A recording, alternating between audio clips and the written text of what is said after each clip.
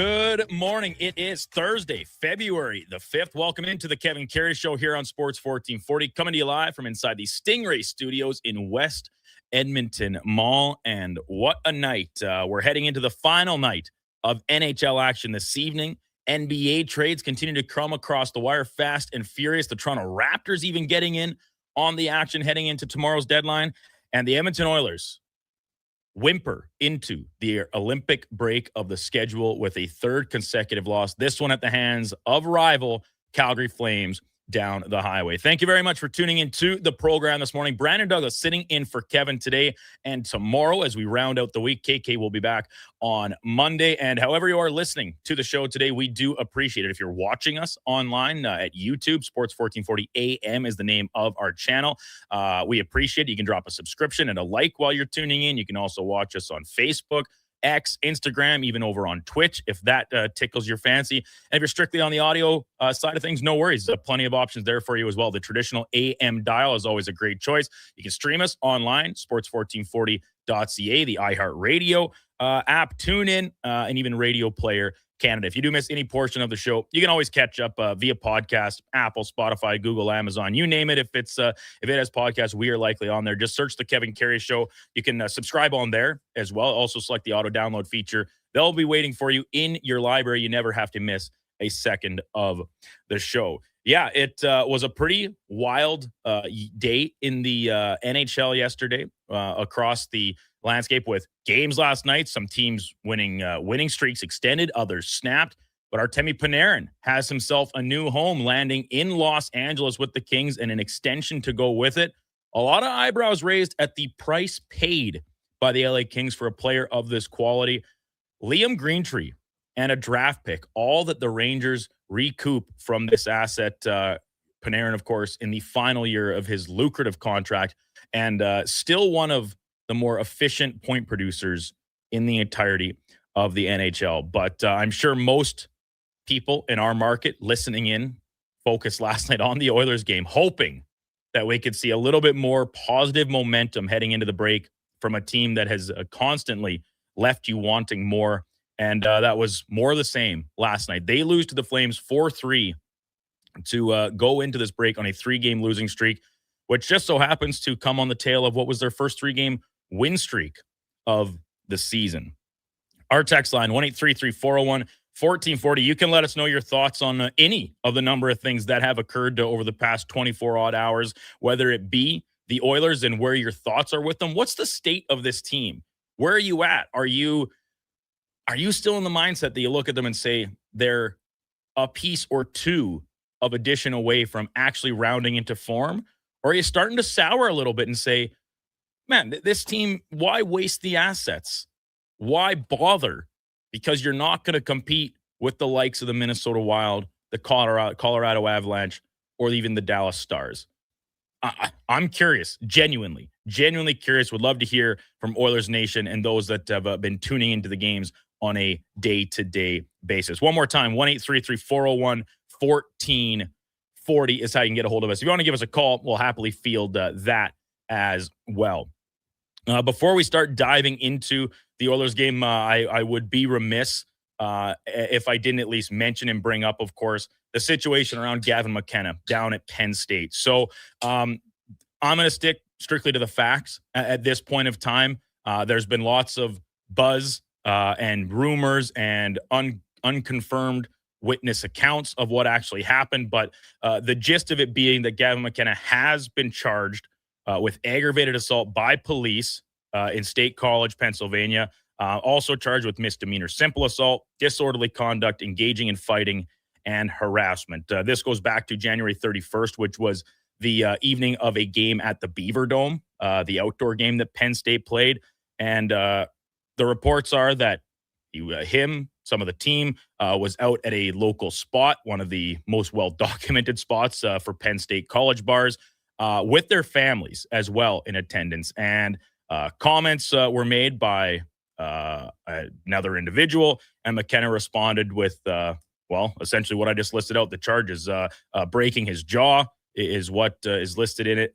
He's currently released on bail. He appeared before a court $20,000 bail unsecured, and a preliminary hearing is scheduled for February 11th. So that's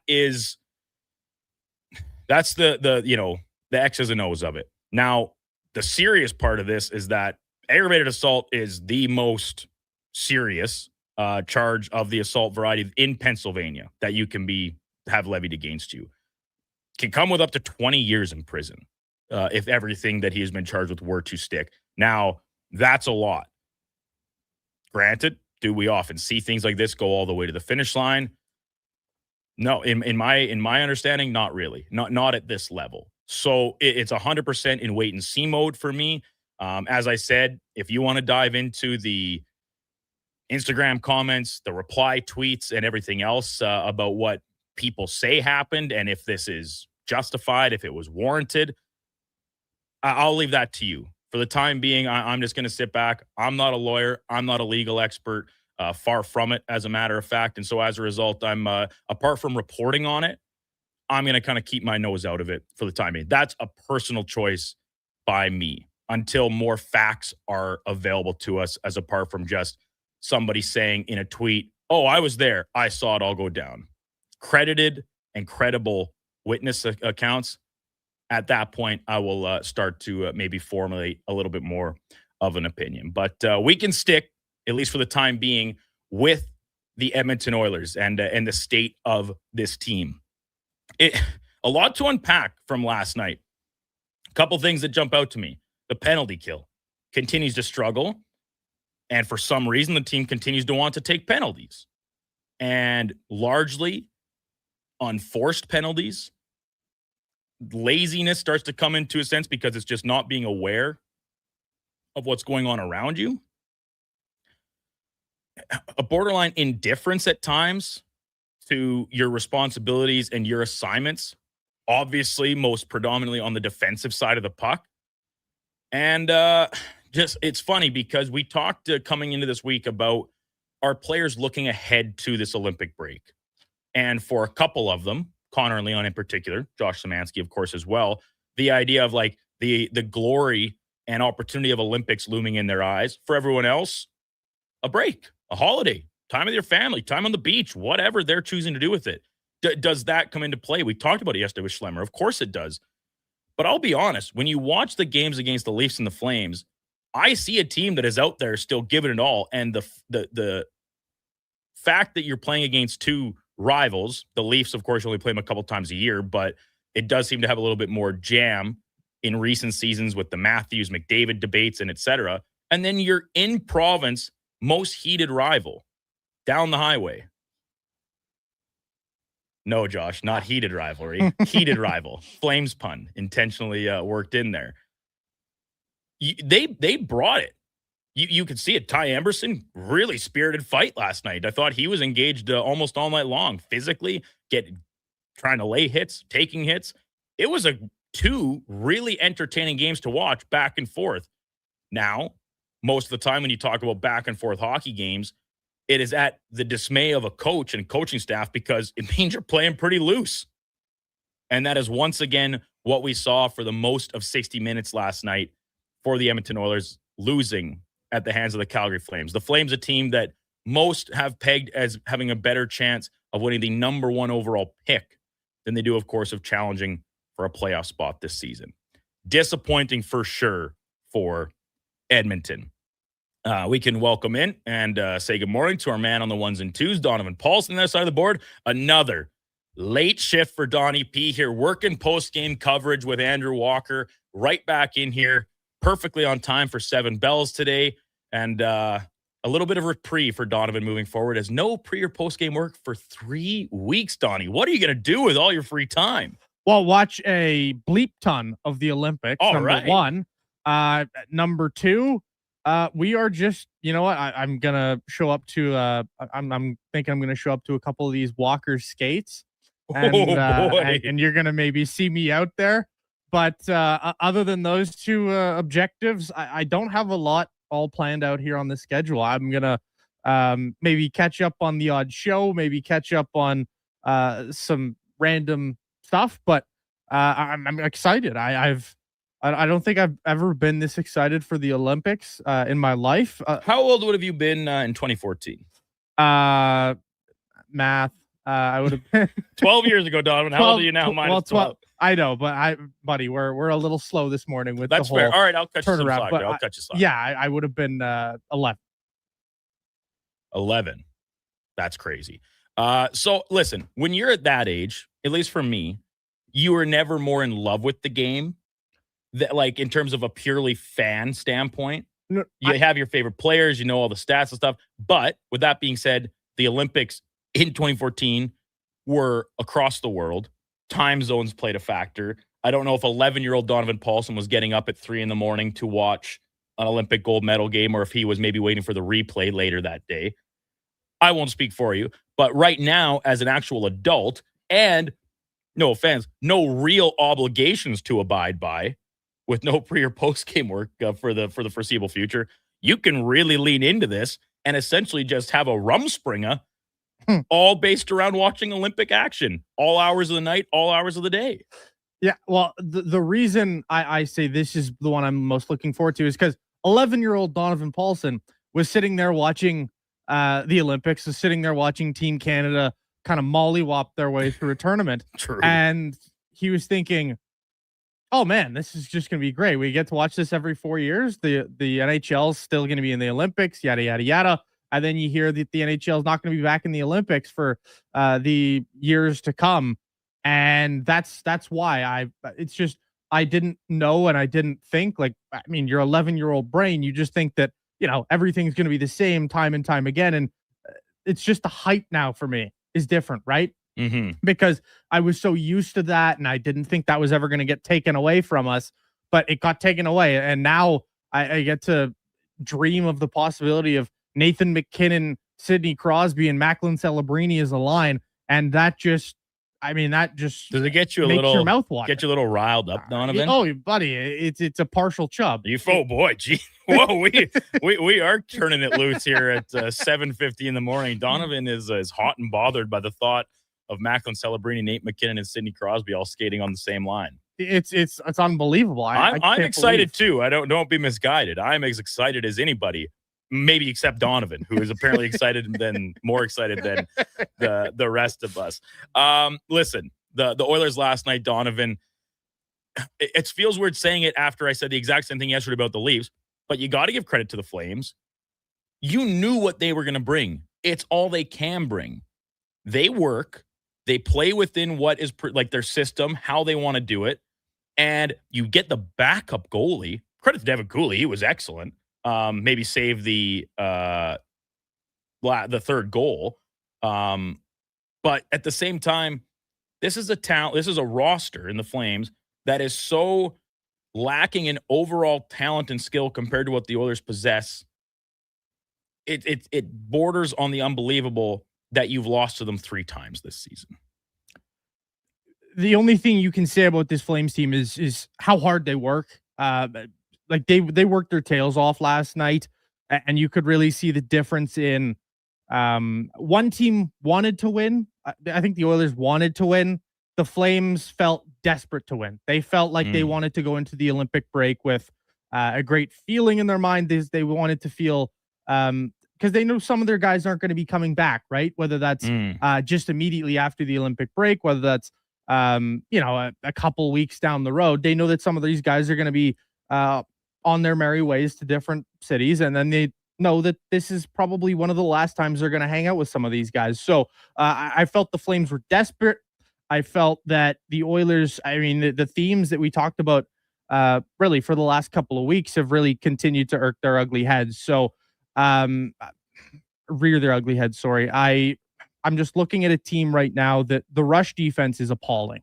Yeah. And there is needs to be a huge focus on that for this coaching staff to really fix that. But you can talk about box outs. You can talk about rush defense. You can talk about getting to the front of the net. There's so many holes right now in the Oilers game. The Olympic break is unquestionably coming at the absolutely perfect time for them because their game right now is the worst it's been all year. I don't know if I'm quite ready to say that. I'm going there. I still think that we're just getting a little bit of recency bias. This team was so bad in October. They were, but this is the worst rush defense I've seen this team play. The text line, as expected, is absolutely abuzz, including our Stingray resident Flame superfan, with maybe the exception of Josh Fenwick, who sits quietly over there. We'll certainly get his thoughts as the morning progresses. But SKS, my good buddy Sean K. Smith, back in action for the Critters tonight in Fort Assiniboine, but not playing. I think he's reffing or maybe coaching. He said he wasn't supposed to do any real physical activity. He recovers from sports hernia surgery, but even getting on skates, I have to think would somehow fall into that category. But he follows out. Love that 29 called out the coaches. Starts with them, starts at the top, and then follows up with Lombo, of course, referring to the Lamborghini scoring. Ryan Lomberg potting what I guess was the game-winning goal past Tristan Jarry. Yeah, baby. Love that guy. So there's maybe our one Flames contribution for at least the first little bit of the show. We'll get some chime in from Josh Fenwick as we work through the morning. The text line continues to buzz, 1-833-401-1440. We will get to them as the show progresses, but we've got another loaded lineup today, starting with our good buddy Stephen Ellis from Daily Faceoff. Stephen, along with some of his co-workers at Daily Faceoff, have been doing a team-by-team preview for the Olympics, so we'll dive into that, get his thoughts on the Artemi Panarin trade to Los Angeles. Stephen, of course, also a prospects expert, so maybe we'll get his thoughts on Liam Greentree and what exactly this return for the Rangers looks like in the bigger picture, and jump around the NHL, of course, with Steven, as we always do. We'll hear from some Oilers post-game audio, 7 o'clock hour, 8 o'clock, Mark Spector. He was in the building last night down at the Saddle Dome. We'll get his thoughts on the hockey game at 8 o'clock, 8:20. Frank Saravalli, Victory Plus TV, our NHL insider. He will continue our discussion around the Panarin trade, looking ahead to the deadline. What does Frank think the Oilers need to do to right this ship, and what could some potential trade targets be for them? 9 o'clock hour, we'll check in with Matt Barrett, Edmonton Oil Kings play-by-play man. Oil Kings winners last night in Medicine Hat. They'll be back at home tomorrow evening to round out the week, and maybe a little extra focus on the Oil Kings and other local clubs with the Oilers off for 3 weeks now. In the 10 o'clock hour, Dennis Bernstein from down in LA, the fourth period, talk some Kings, talk some NHL coverage league-wide. And then at 10:20, 10:30-ish, maybe depending on how long the team availability runs in Santa Clara, we will check in with Tom Carroll from WEEI in Boston. He's, of course, out on Radio Row right now. He covers the New England Patriots. We'll talk Super Bowl with Tom. All that and lots more in between here, leading up to the wrap of the show at 11 o'clock. Brandon Douglas in for Kevin this morning on the Kevin Karius Show on Sports 1440. Donovan Paulson, Josh Flemmick alongside. We got Stephen Ellis right after the break. You can watch us. We're streaming on YouTube, X, Facebook, Instagram, and Twitch. Come for Canada's largest trade shows, the biggest names in entertainment, exhilarating sporting events, and more. And stay for the experience at the Edmonton Expo Centre. Looking for the perfect place to host your next big event? From trade shows to galas, meetings, and concerts, the Edmonton Expo Centre has the space, event expertise, and service to make your next event unforgettable. With over 522,000 square feet of flexible event space, in-house catering, and operational expertise, they bring your biggest vision to life. Learn more at EdmontonExpoCenter.com today. Start your day with a blast of sports. Kevin Karius, along with Brandon Douglas, brings the fire, the fun, and the fearless takes. Weekdays, 7 to 11. Text Kevin, 883-401-1440. Mornings with Sports 1440. Remember 2025? That's so last year. But seriously, St. Albert Dodge needs to clear some 2025 models off the lot to make room for new inventory. So they're having a huge clear out of all the remaining new 2025 Jeep Wrangler Saharas. The Sahara package is the best seller, so they have a great selection to choose from and priced from as low as $59.9. I don't have to tell you, these are going to go fast. So get there before they are gone. Just head up the trail and see how easy it is to do business at St. Albert Dodge. Heard of Uline? You know, the have-it-all in-stock, ready-to-deliver shipping and industrial supply specialists. The company that does things for you that are unheard of, like keeping 41,000 items in stock in our own warehouses. With customer service reps on the line to get you what you need, when you need it, 24/7, 365, every time. Maybe you heard it here first. Want to hear more? Visit uline.ca. ULINE, your shipping and industrial supply specialists. Hi, Dennis from Weiss Johnson, and I'm joined by a very important member of our team, Jody. She coordinates our crew and job packages for all furnace replacements, air conditioner, and heat pump installs. And Dennis, I've got to say, our installers really are the best. They've all been with us for a long time, and we never use subcontractors. So you know that whomever is in your home is a Weiss Johnson employee, not someone hired out just to get things done. So the next time you need us, ask for Jody. Always happy to help. Visit weiss-johnson.com today.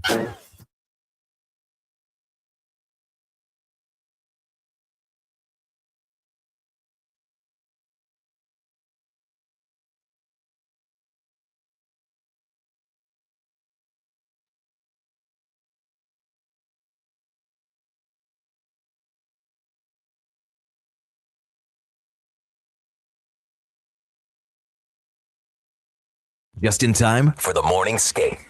This is the Kevin Karius Show on Sports 1440.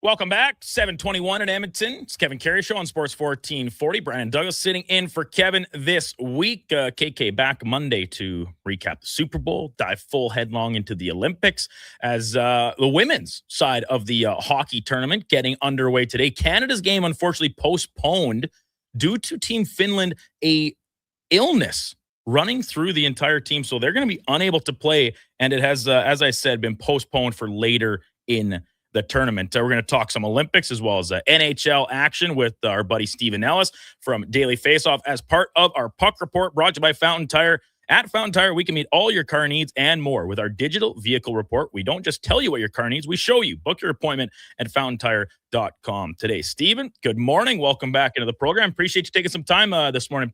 Good morning. Good morning. How are you doing? Oh, we're doing great out here. As you can imagine, Stephen, Oilers Nation and the fan base is just pumped heading into the Olympic break.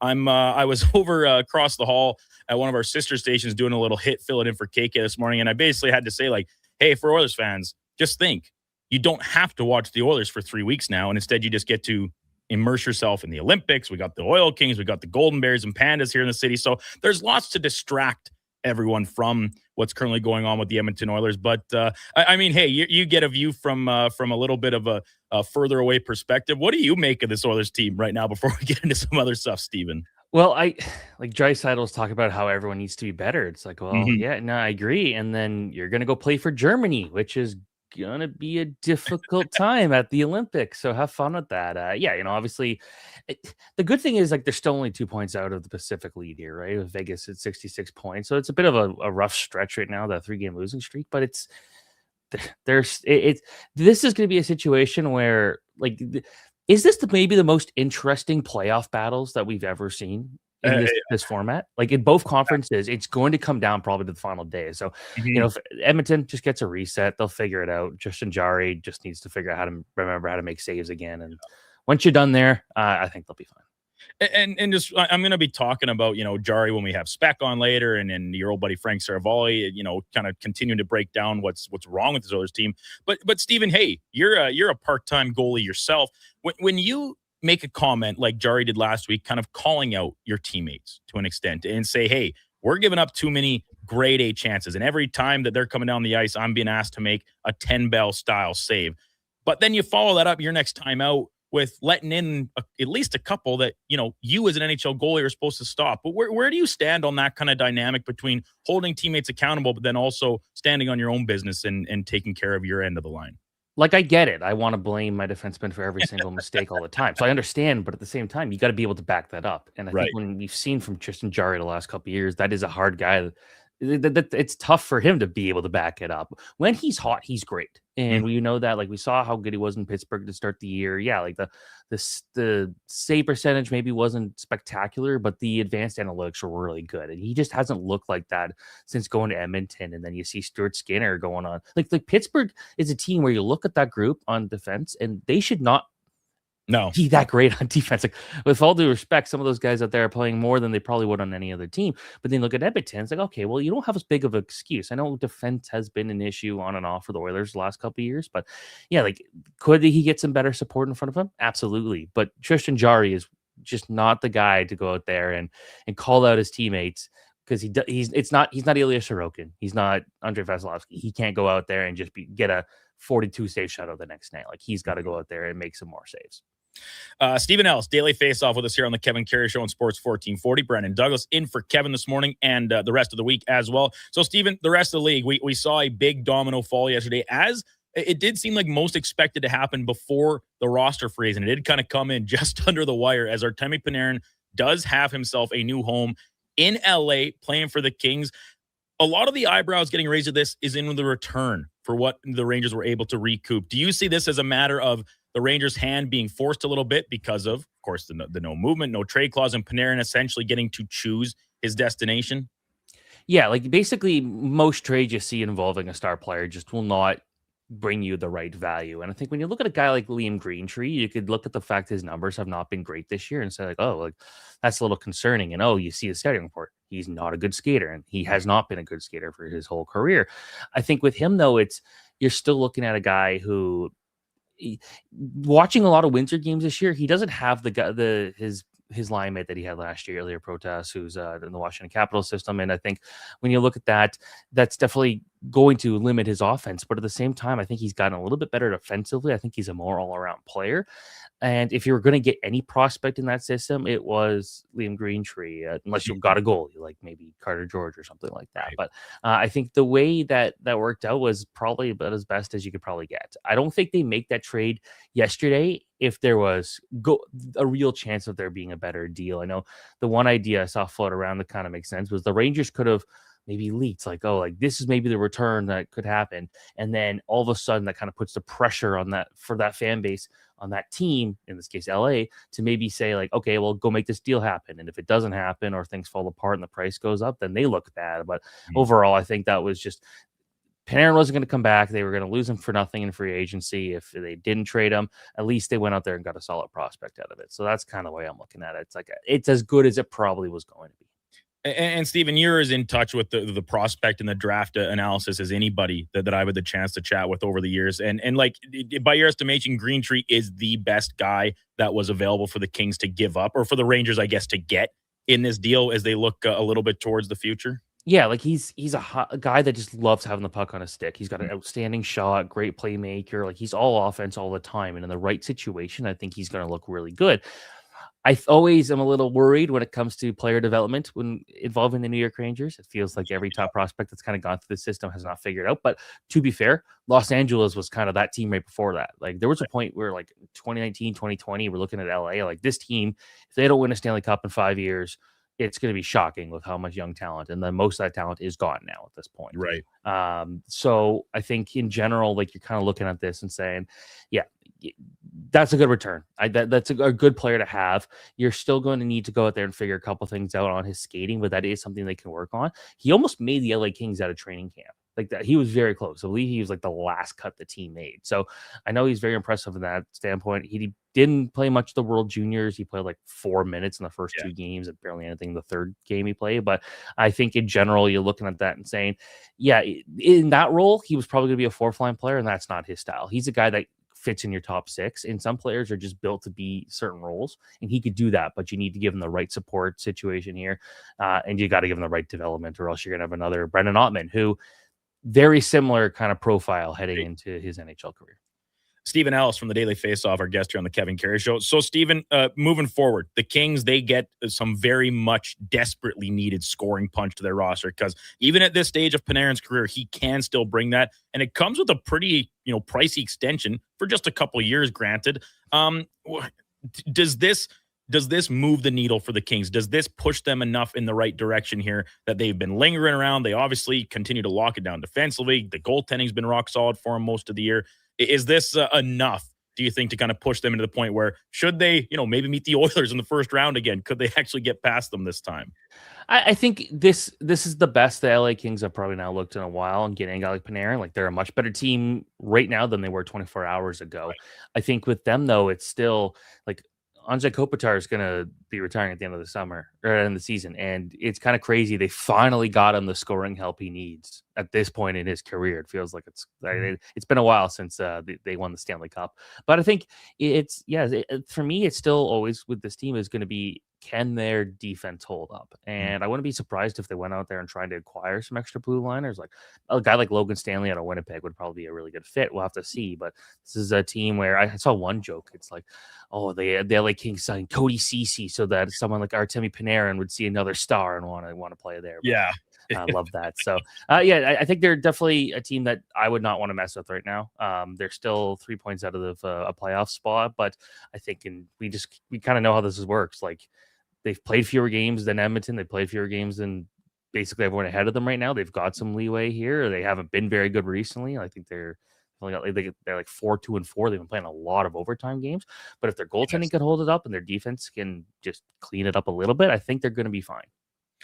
Steven, I would love to dive into the Rangers with you and following Chris Drury's comments yesterday, but we might need another whole segment for that. So maybe we'll table it for the time being. Instead, I want to turn our attention to the Olympics, obviously getting underway yesterday with some mixed doubles curling, which is a popular event for some of us across the nation. Women's hockey getting underway today. Canada's game postponed, as I mentioned, off the hop. And then, of course, the men starting next week. Now, you and some of your colleagues over at Daily Faceoff have been doing a team-by-team preview for the entire field of the men's tournament. We know who the favorites are. Obviously, the Canadians, the United States, Sweden, Finland's going to be competitive as they always are. I think that some of these teams, they're pesky and could very likely pull a game off some of these contenders. But outside of maybe that four, is there another legitimate, contender for, say, a gold medal or to play in the gold medal game, in your opinion? I will say that, I was a hardcore fan of the 2018 and 22 Olympics because I felt like those tournaments, you never knew who was going to win any specific game, and that made it a lot of fun. Yeah, no NHL players, but 2018 in particular, I look at very fondly. We saw great performances from South Korea, and Slovenia beat the Americans. Like, it was a fun tournament. This one, I think the overall, like, the lower teams that we're seeing this tournament are much, much better than we saw in 2014. Like, I've just recently finished a few team previews, and this is the best Latvian team they've ever put together, the best Danish team, the best German team, maybe the best French team. Like, there's a lot of teams here that are bringing the best rosters they've ever had. I think the teams I'm looking at here are Switzerland, a team that we typically look at as more of a defensive juggernaut, and they still are going to be strong defensively, but they have a goalie here in Leonardo Giannoni, 38 years old, not really familiar to most North American fans, but he just came off of the best goaltending performance we've ever seen at the World Championship. Like 4 shutouts in 7 games, is like 964 save percentage, unbelievable. And you can look at that and say, okay, sure, the best players in the world weren't there, but he still had to go up against guys like Sidney Crosby, Nathan McKinnon, and Macklin Celebrini, and it didn't seem to be an issue for him. So with Giannoni, I think that's a really good goalie to have. He's one of the best goalies outside the NHL. And then you look at offensively and defensively, like, this is a team that's back-to-back silver medals at the World Championship, with most of this same core from those World Championships coming back for this tournament, which is really good. You look at the Czechs, they've got David Pastrnak. His best buddy in the world right now is Roman Cervenka, who you might remember him from playing at the Calgary Flames like a million years ago, barely played in the NHL, but if you look at his numbers last couple of years, he's actually the most productive player at the World Championship in the post-COVID era. So that's huge for him. And I think those are the two teams I'm looking at and saying, like, they are absolutely in the medal hunt. Both, like, the Czechs just won the gold at the 2024 World Championship, and a lot of that same course coming here. If Lukas Dostal could play really well in that, I think they're going to be in good shape. So I think a lot of these cases, goaltending is going to make or break these teams, because the things like if Canada and USA, they don't get any like pre-tournament games. They're coming together, and like their first game of the tournament is the first time they play together, as opposed to a lot of these teams that have already played 2 or 3 tournaments this year with a good portion of that core minus the NHL players. So I'd say, overall, this is going to be a stronger tournament than usual for the Olympics. I'm excited for that. Yeah, and your point about the goaltending, I really couldn't agree more with it. In a tournament that is relatively very short, if one guy can catch a little bit of fire, whether it be a guy like Dostal, who is at times buoyed even his NHL team, which has a lot more talent on collective than maybe the Czech team does top to bottom, but they're not, short of it by any stretch of the imagination. And then something about those Swiss goalies, whether it's at the World Juniors, World Championships, or even Olympics over the years, they always seem to find a way to keep their teams in the games.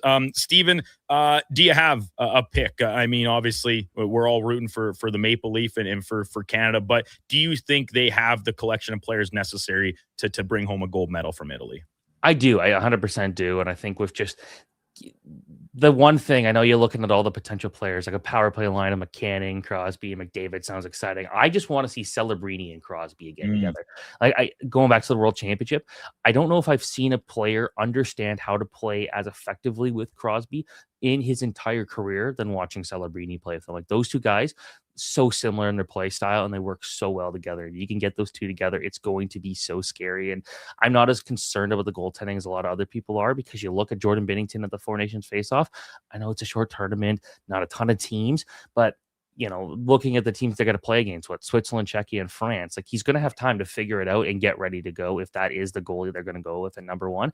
And his high danger save percentage was very, very good in that Four Nations tournament, actually best in the tournament. So that's impressive. He's just got to figure out how to save those low danger chances, because that seems to plague him all the time in his career. And I don't know if he'll ever fix that, but he's also playing for potential to become really good trade bait at the deadline. Yes. Like his name's in trade rumors. If he has a great tournament here, a team might say, okay, you know what? Sure, let's take a chance on this guy who continues to play well in big moments. So, I'm not too worried about that team. I think they're strong top to bottom. Yeah, the goaltending is not Carey Price, but I'm not too worried about it.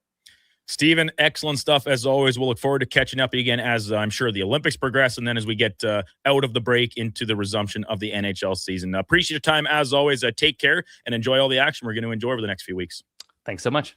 Steven Ellis, Daily Face-Off, an absolute guru on the draft and prospect stuff. So if that's your fancy, could not more recommend a follow on socials for Steven and reading his stuff over at DFO. Does cover, of course, the rest of the NHL, and as mentioned, a lot of Olympic previews that he's been diving into over the past couple weeks as well. That was our Puck Report, brought to you by Fountain Tire. At Fountain Tire, we take care of your vehicle and your vehicle only. Your focus, enjoy winter driving worry-free. Book your appointment, fountaintire.com today. When we come back, we will hear from Leon Draisaitl and the comments, in case you missed them last night, following the Oilers' loss in the hands of the Calgary Flames. Didn't mince words. And some text messages coming in this morning on our text line about the comments that he made. We'll do that. Mark Spector at the top of the hour. Frank Saravalli, 8:20 as well for our double barrel of NHL Insiders. Brandon Douglas sitting in for KK on the Kevin Karius Show here on Sports 1440. Donovan Paulson, Josh Fenwick, both alongside as well. You can watch us. We're streaming on YouTube, X, Facebook, Instagram, and Twitch. Hi, Mike here from Northgate Chevrolet Buick GMC. Free trips, free iPads, a barbecue, a wood stove, the #1 dealer in the world. What? Who cares? How about no pressure, a great deal, finance rates as low as 0%, trade values you can be happy with, and an indoor showroom. And we're pretty good people. Stop in and see us today, 13215 97th Street, or visit us online at northgategm.com. Hey, Edmonton, did you know a local Play Alberta winner scored over $500,000 on Mega Jackpots Ocean Bells? Think about the season tickets you could lock down with that kind of cash. From major casino winners every hour to jackpots worth millions and hundreds of popular games to money that stays in the province, there's never been a better time to sign up for Play Alberta. Download the app today to get started with casino, sports, and lottery all in one app. Must be 18 plus to play. When you gamble, use your game sense. Planning your next event? Let Loca Quality Market cater. From made-to-order meals to gourmet platters, to full chef tasting experiences, they make entertaining effortless. Visit loca.ca to start planning today. Do you work for a company that wants to reach people who love sports? Or maybe you're looking to hire people who love sports. Sports 1440 partners with dozens of local businesses, connecting with tens of thousands of Edmonton sports fans every day. On the radio, on the listening apps, on YouTube, and on social media. Contact our sales team today to see what Sports 1440 can do for you. Email Gregor at sports1440.ca to get started.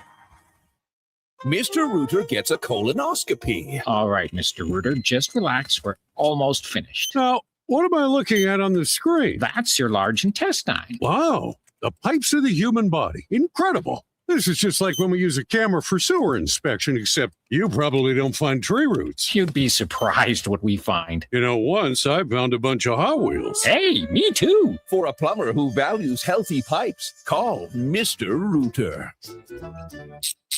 As players get ready to represent Canada, the regular hockey season takes a break. But don't forget about your winter breaks, BRAKES. At Napa Auto Parts, you'll find gold medal level stopping power and all your other world-class automotive parts and needs, like podium-worthy Napa Gold filters. Napa Auto Parts is here to support your commute, your drive to the rink, and eventually your own gold medal moment. With close to 600 locations throughout the country and over 85 in Alberta, stop into your local Napa store today. Let's go, Canada! That's Napa know-how. Crave is home to the reality hits everyone is talking about, The stakes are high and trust is low. including the Emmy-winning series, The Traitors. The gloves are off, and we're going to be throwing haymakers right from the beginning. Get ready for even more murder and mayhem from celebrity contestants like Mama Kelsey and Lisa Rinna. I'm going to play this game in a way that no one's ever played it. The Traitors. Stream now on Crave. Subscribe at crave.ca. Let's play.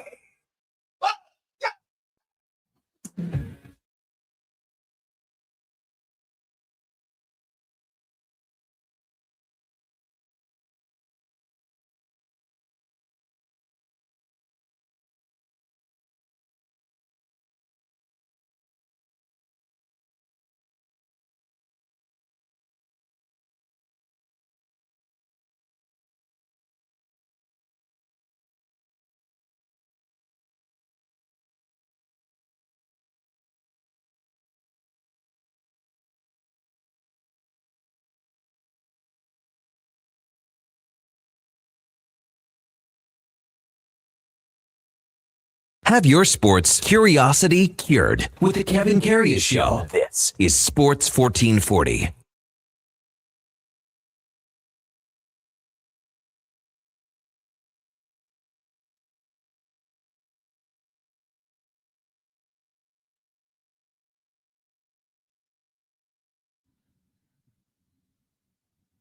Welcome back to the Kevin Karius Show on Sports 1440. Donovan, great choice for the BA this morning.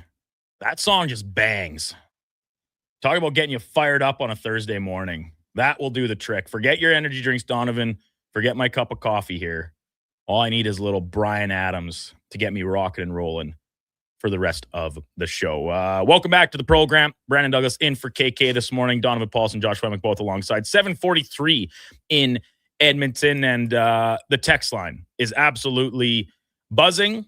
Following the Oilers' 4-3 loss at the hands of the Calgary Flames last night to wrap up their pre-Olympic schedule, they go into the break on a 3-game losing streak to essentially completely negate and render useless the 3-game win streak that they had compiled before that, which, by the way, was their first 3-game win streak, in case you forgot, of this season. When we look at the standings now across the Western Conference, the Oilers continue to toil. They don't get any favors last night as Vegas snaps their skid and they come out of it to jump back ahead of Edmonton.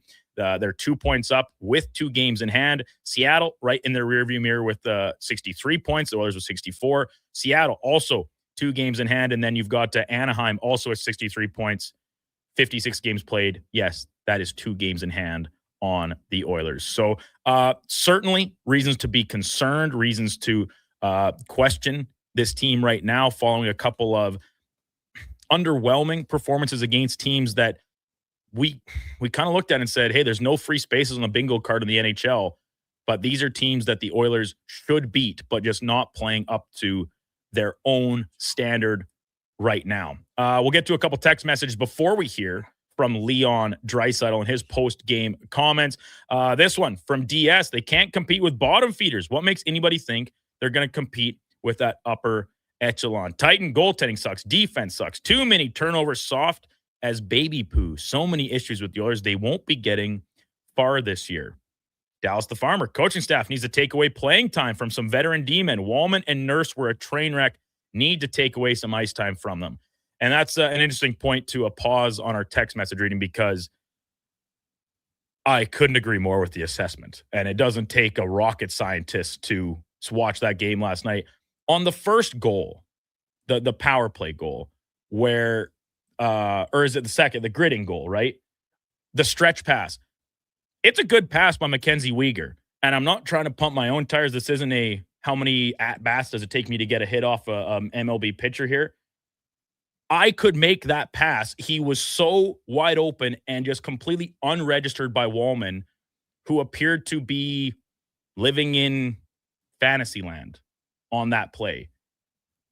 So little awareness of what's going on around you, and it's just a free pass to a good offensive player in Gridden. We talked about him with Ryan Pike yesterday.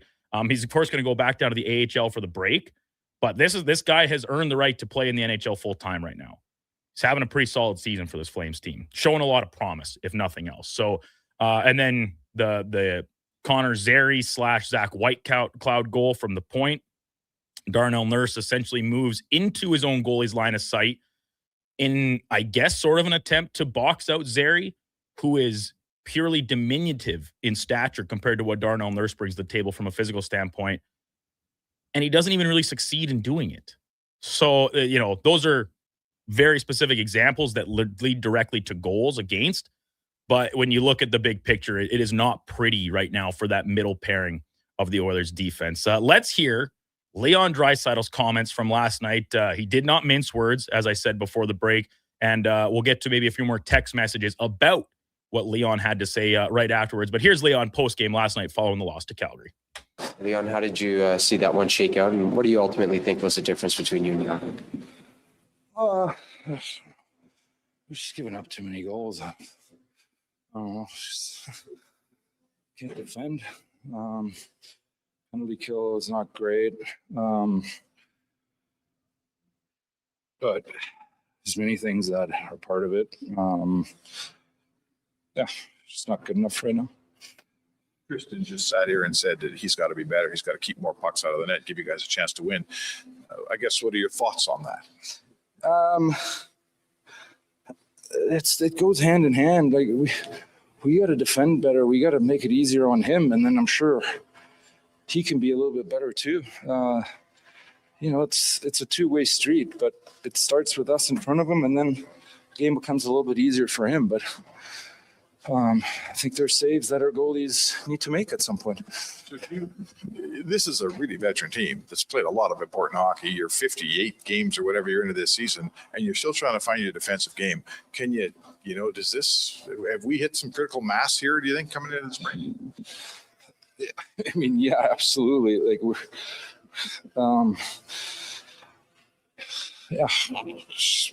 not consistent enough, and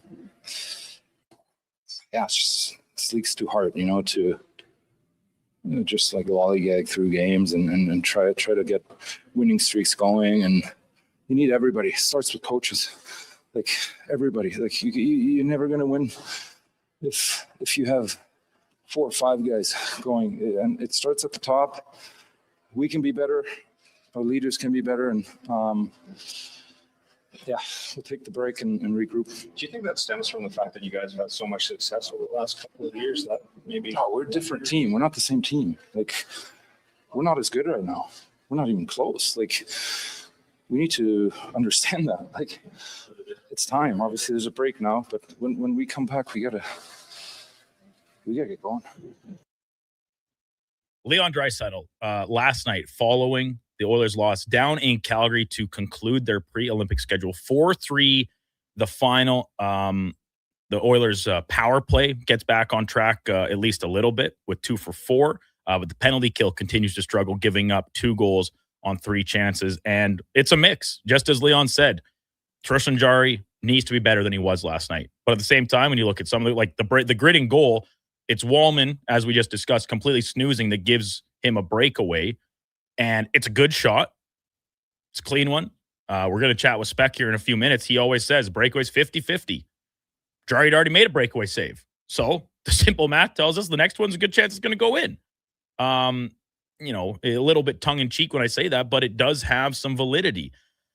And the comment by Leon saying, it starts at the top with the coaches.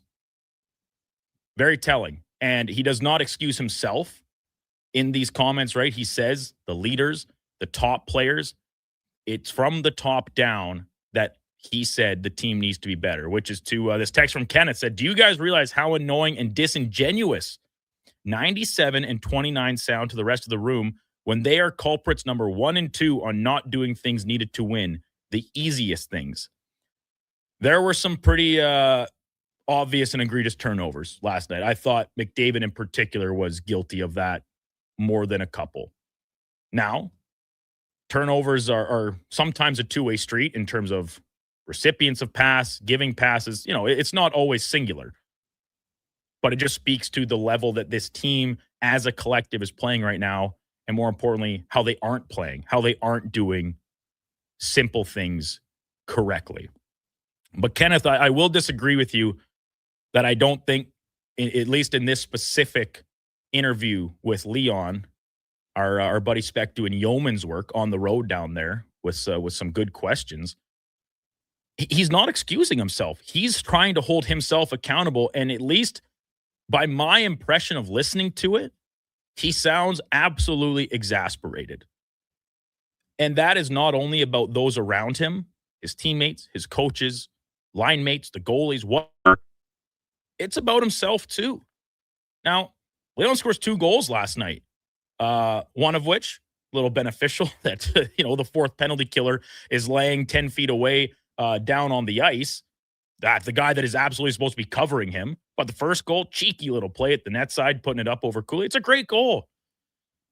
And it always seems difficult to criticize the two players, being Leon and Connor McDavid, when they do so much for the team. They're asked to do so much, and at times completely shoulder the load. How many times over the course of the past couple of years have we said nobody is doing anything except 97 and 29?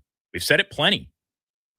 They're not excused from criticism when they don't play at the top of their game, but when it's almost to a man across the locker room and across the team, I will be a little more reserved in pointing a single finger at one of those two guys and saying, you're the reason we lost that game. You need to be better. You can't try and hold your teammates accountable because you weren't at your best. They're the leaders. That's what leaders are supposed to do, is answer the hard questions, say the hard things at times, whether it be in a public forum like the post-game interview or inside the locker room behind the closed doors. And maybe some of those hard conversations behind the closed doors need to happen, or if they have already happened, they need to be being taken a little more to heart. When we return, Mark Spector, Rogers Sportsnet. He was at the game, in the house, like I just said, in the locker room post-game. We'll get Spec's thoughts on the game and where this team is headed into the Olympic break. Frank Saravalli from Victory Plus TV, he'll be with us at 8:20 to continue the Oilers chatter, as well as a look around the rest of the NHL. Before that, Sports 1440 update brought to you by Sean Cunningham of RE/MAX Real Estate. Get the home team advantage for your next move in the Edmonton area. If you're thinking about buying or selling a home, call or text Sean directly, 780-265-0165. Here is Donovan Paulson. This is a Sports 1440 update.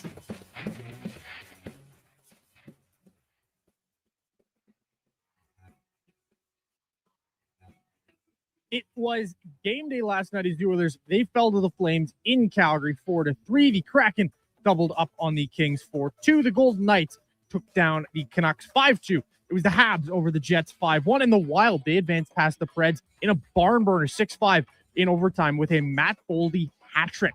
Jonathan Huberdeau, he's undergoing season-ending hip surgery, or Timmy Panarin, of course, in case you missed it yesterday, he's been traded to the LA Kings for Liam Greentree, a conditional third-round pick, and has also signed a 2-year, $11 million AAV contract extension with the team. The St. Louis Blues, another deal yesterday.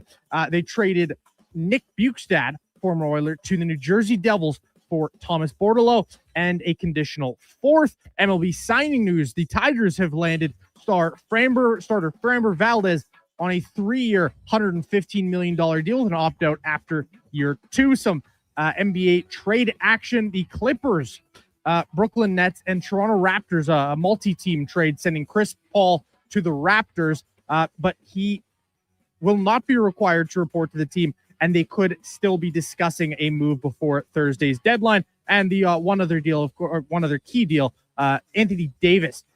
He is on his way to the Washington Wizards. Coming up on Sports 1440's Mark Spector right after the break. I'm Donovan Paulson. That is your Sports 1440 update. Sports 1440 in West Edmonton Mall and Wetaskiwin. CKJR is a Stingray radio station. Download the free radio player app and listen wherever you go.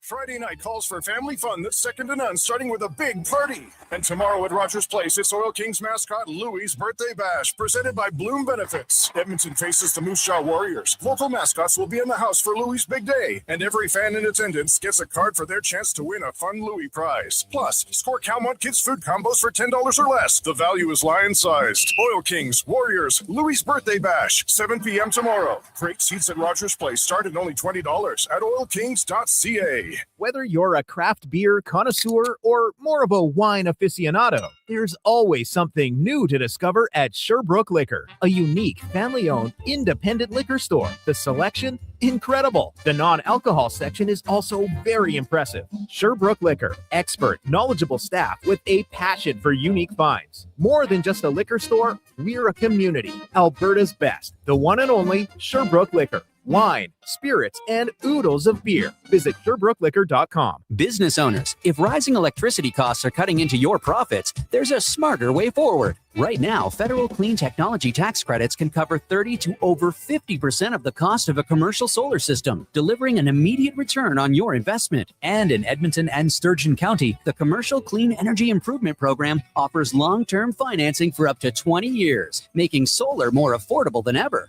Lock in lower energy costs for decades and strengthen your bottom line. Visit GreatCanadianSolar.com to get started.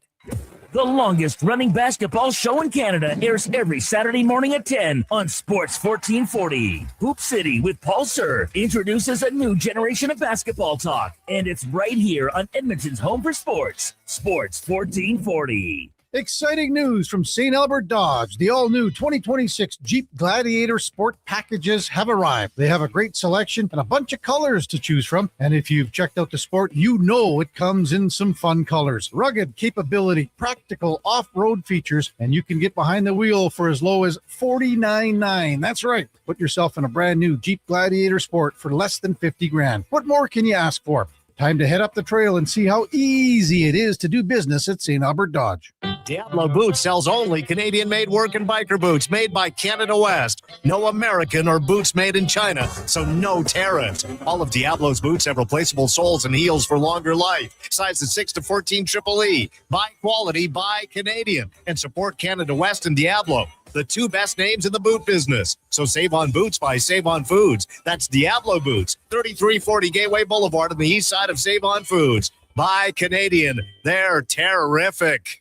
Invest for today and tomorrow. Vision Credit Union makes it simple with 2 RRSP options to fit your goals. Choose a secure term deposit RRSP with guaranteed returns or a mutual fund RRSP offering higher growth potential with exciting opportunities. With an RRSP, you'll save on your income tax, grow your investments tax-free, and get closer to your dreams, whether it's retirement or your first home. The deadline to qualify for 2025 tax deductions is March 2nd. Learn more at visioncu.ca.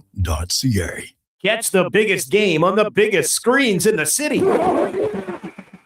River Free Resort and Casino invites you to the ultimate football watch party this Sunday in the venue. 3 giant screens, all-you-can-eat buffet, desserts and snacks, $5.25 drink features, and tons of prizes. Don't miss River Free's ultimate football watch party with premium VIP seating available. Tickets at riverfreeresort.com. River Free Resort and Casino. Excitement. Bet on it. Winter in Alberta doesn't mess around. And neither does Titan Supply. For over 50 years, we've earned the trust of our customers across a variety of industries. Because we lead with integrity, honesty, and respect. I'm Joe. And I'm Brent from Titan Supply. When the weather hits hard, we're fully stocked with rigging, lifting, and hauling gear that works as hard as you do. Titan Supply. Built on trust, driven by safety. Serving Edmonton, Grand Prairie, Red Deer, and Calgary. Let us help you face the weather the Titan way. Visit titansupply.ca.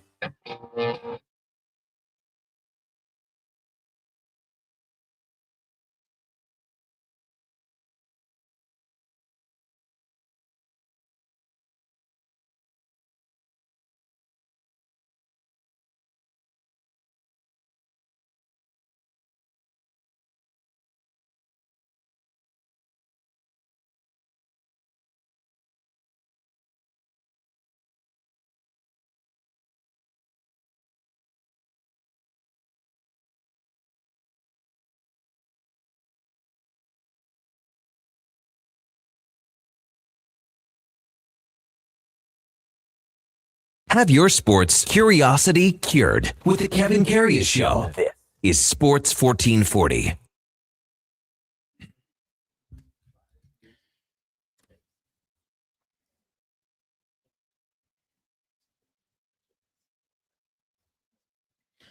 Eight o'clock. Welcome back to the Kevin Karius Show on Sports 1440. Brandon Douglas in for Kevin this morning. We'll wrap up the week tomorrow without KK before he makes his much anticipated, much awaited return to the show on Monday morning. It's time for On the Mark, brought to you by Northgate Chevrolet Buick GMC. Mike and the crew want to thank you for all the support in 2025 and remind you, together, we fed almost 500 families this past year, and we're going to do it again. Thank you from Northgate Chevrolet Buick and GMC. We say good morning to Mark Spector from Rogers Sportsnet. Spec, did you spend the night down in Cowtown ripping it up with some of your comrades to celebrate heading into the Olympic break? Oh, ripped it up, boy. I'll tell you what. Boy. Ripped it up. Our good friend Wes Gilbertson at Post Media was working his last hockey game. He's moving on to another job. So I had about 3 ounces of Prosecco in the press room. Had a cold beer down there and drove home, went to bed. Oh, did he? You did make the trek back up. It was an 8 o'clock start, and pretty there late. was lots to write, as you may have noticed. I did notice that as well. Well, congratulations to Wes. A great time covering the team down there. So wishing him the best in his future endeavors. But yeah, where to start with the Oilers spec, because it's the comments from Leon. It's the way the team played. It's trying to pinpoint exactly where this team is falling down the worst right now. And I guess maybe to start this with a simple question, is this Olympic break arriving at about just as needed of a time as any for this club? Yeah, they need to stop and slow things down around here. There is some increasing issues. And I think we heard in Draisaitl's quotes last night, he was very pointed. And you know what? He's a top leader on this team. He gets to say what he wants. He's earned the stripes. And for him to basically, when asked about the goaltending, he said, "Hey, we got to play way better in front of this guy." But there's saves our goalies need to give us here, and he's right, and no one disagrees with that. So there's still a team that they only gave up 25 shots, no problem there, but they give up way too many clean, good chances in front of their goalie. The PK gives up breakaways every night, so that's a huge issue. I think that in this dressing room, they want Paul Coffey back. That's what I think. And I think that there's every chance that I don't know that it's going to happen after the break, Brandon, but it's going to be a giant conversation inside this organization during the break. Why don't we have Paul Coffey behind our bench? What's going on here? So does that boil down to Stan Bowman or even Daryl Cates stepping in to make that decision? Or is it really going to boil down to Chris Knobloch saying, all right, we're at kind of the end of the rope here. We need to explore other options. And does that include bringing Paul Coffey back into the fold? Yeah, we're going to figure that out, right? Here's how it works. If it's the coach's decision, the coach decided already he doesn't want Paul Coffey back, right? So that's a bona fide history. We know what that decision has been made. He doesn't want Paul Coffey behind his bench. The GM, I'm not sure what his role is in this thing because Paul Coffey basically works for the owner. So correct. I guess I'd say to you, if the owner flexes, the owner gets what he wants. He owns the team. So, and Jeff Jackson is the guy that's between the owner and the hockey staff. So there's 4 people that are going to be having those conversations for sure between now and the end of the Olympic break. I'm not predicting how it's going to end, but I am predicting that Paul Coffey's name will be on a lot of tongues over the next 2 weeks. Yeah, it should make for no shortage of chatter, even as the team does break for the Olympics. As Mark Spector from Rogers Sportsnet with us here on the Kevin Karius Show on Sports 1440. So, Spec, diving into the game itself, and it's a topic that has endured the test of time in this city, and that is the goaltending situation. And Tristan Jarry, much like Leon, going back to over the weekend, did not mince words when talking about the defensive play of this team and how these grade A chances that you just alluded to seem to come in droves at times, and really the only type of chances that maybe the team seems to give up. But then he responds in kind by his next start not making the saves that he is supposed to make, as well as letting in some grade A chances. So where are you at with that? And is it too simple to say that coming out of the break, everybody gets a reset, fresh start, maybe for that road trip in California, but Connor Ingram will get a little bit more rope and leash moving forward. Yeah, everyone agrees. There's no question here. He lets in 4 last night. That you got to find a way to keep it to 3. Mm-hmm. The first goal was a pretty average goal. Yeah. The second goal, listen, Gradin's coming down on a breakaway and he picks top corner. And a breakaway broken off of a play that I get it, you're on the penalty kill, but that's a pretty easy coverage to assess it and sniff right on it. It's like it's a 150-foot pass that sends him on the breakaway. Yeah, if it's not a little bit, if the shot isn't so good, I'd say maybe you get a save. But when you get a breakaway and put a puck where he put it, you're scoring most of the time. I'm not holding the goalie at fault for that play. The third goal is a shot that's going wide. It banks in off Azari's stomach. I think it hit hip or stomach. No one faults the goalie on that. The fourth one, Emberson tries to kick the thing into the corner. He leaves it in the slot. Stastny's standing next to Lomberg. He watches him grab a puck and put it in. Yeah. Jari blamed himself for kicking that rebound into the slot. I guess my biggest takeaway from Jari, Brandon, was that his last start, he came out after the game and said, too many grade A chances. I can't find my game behind this kind of defense. This team gives up too much. And we all walked out of that scrum saying, woo, that's interesting. Yeah. And then he sat down last night, his very next press availability, and owned everything. Mm-hmm. I didn't play good enough. This is on me. I should have kept it at 2 goals. I have to play better. So if you think they don't read the copy or see the quotes out there inside the room, they do, and that's fine. They should.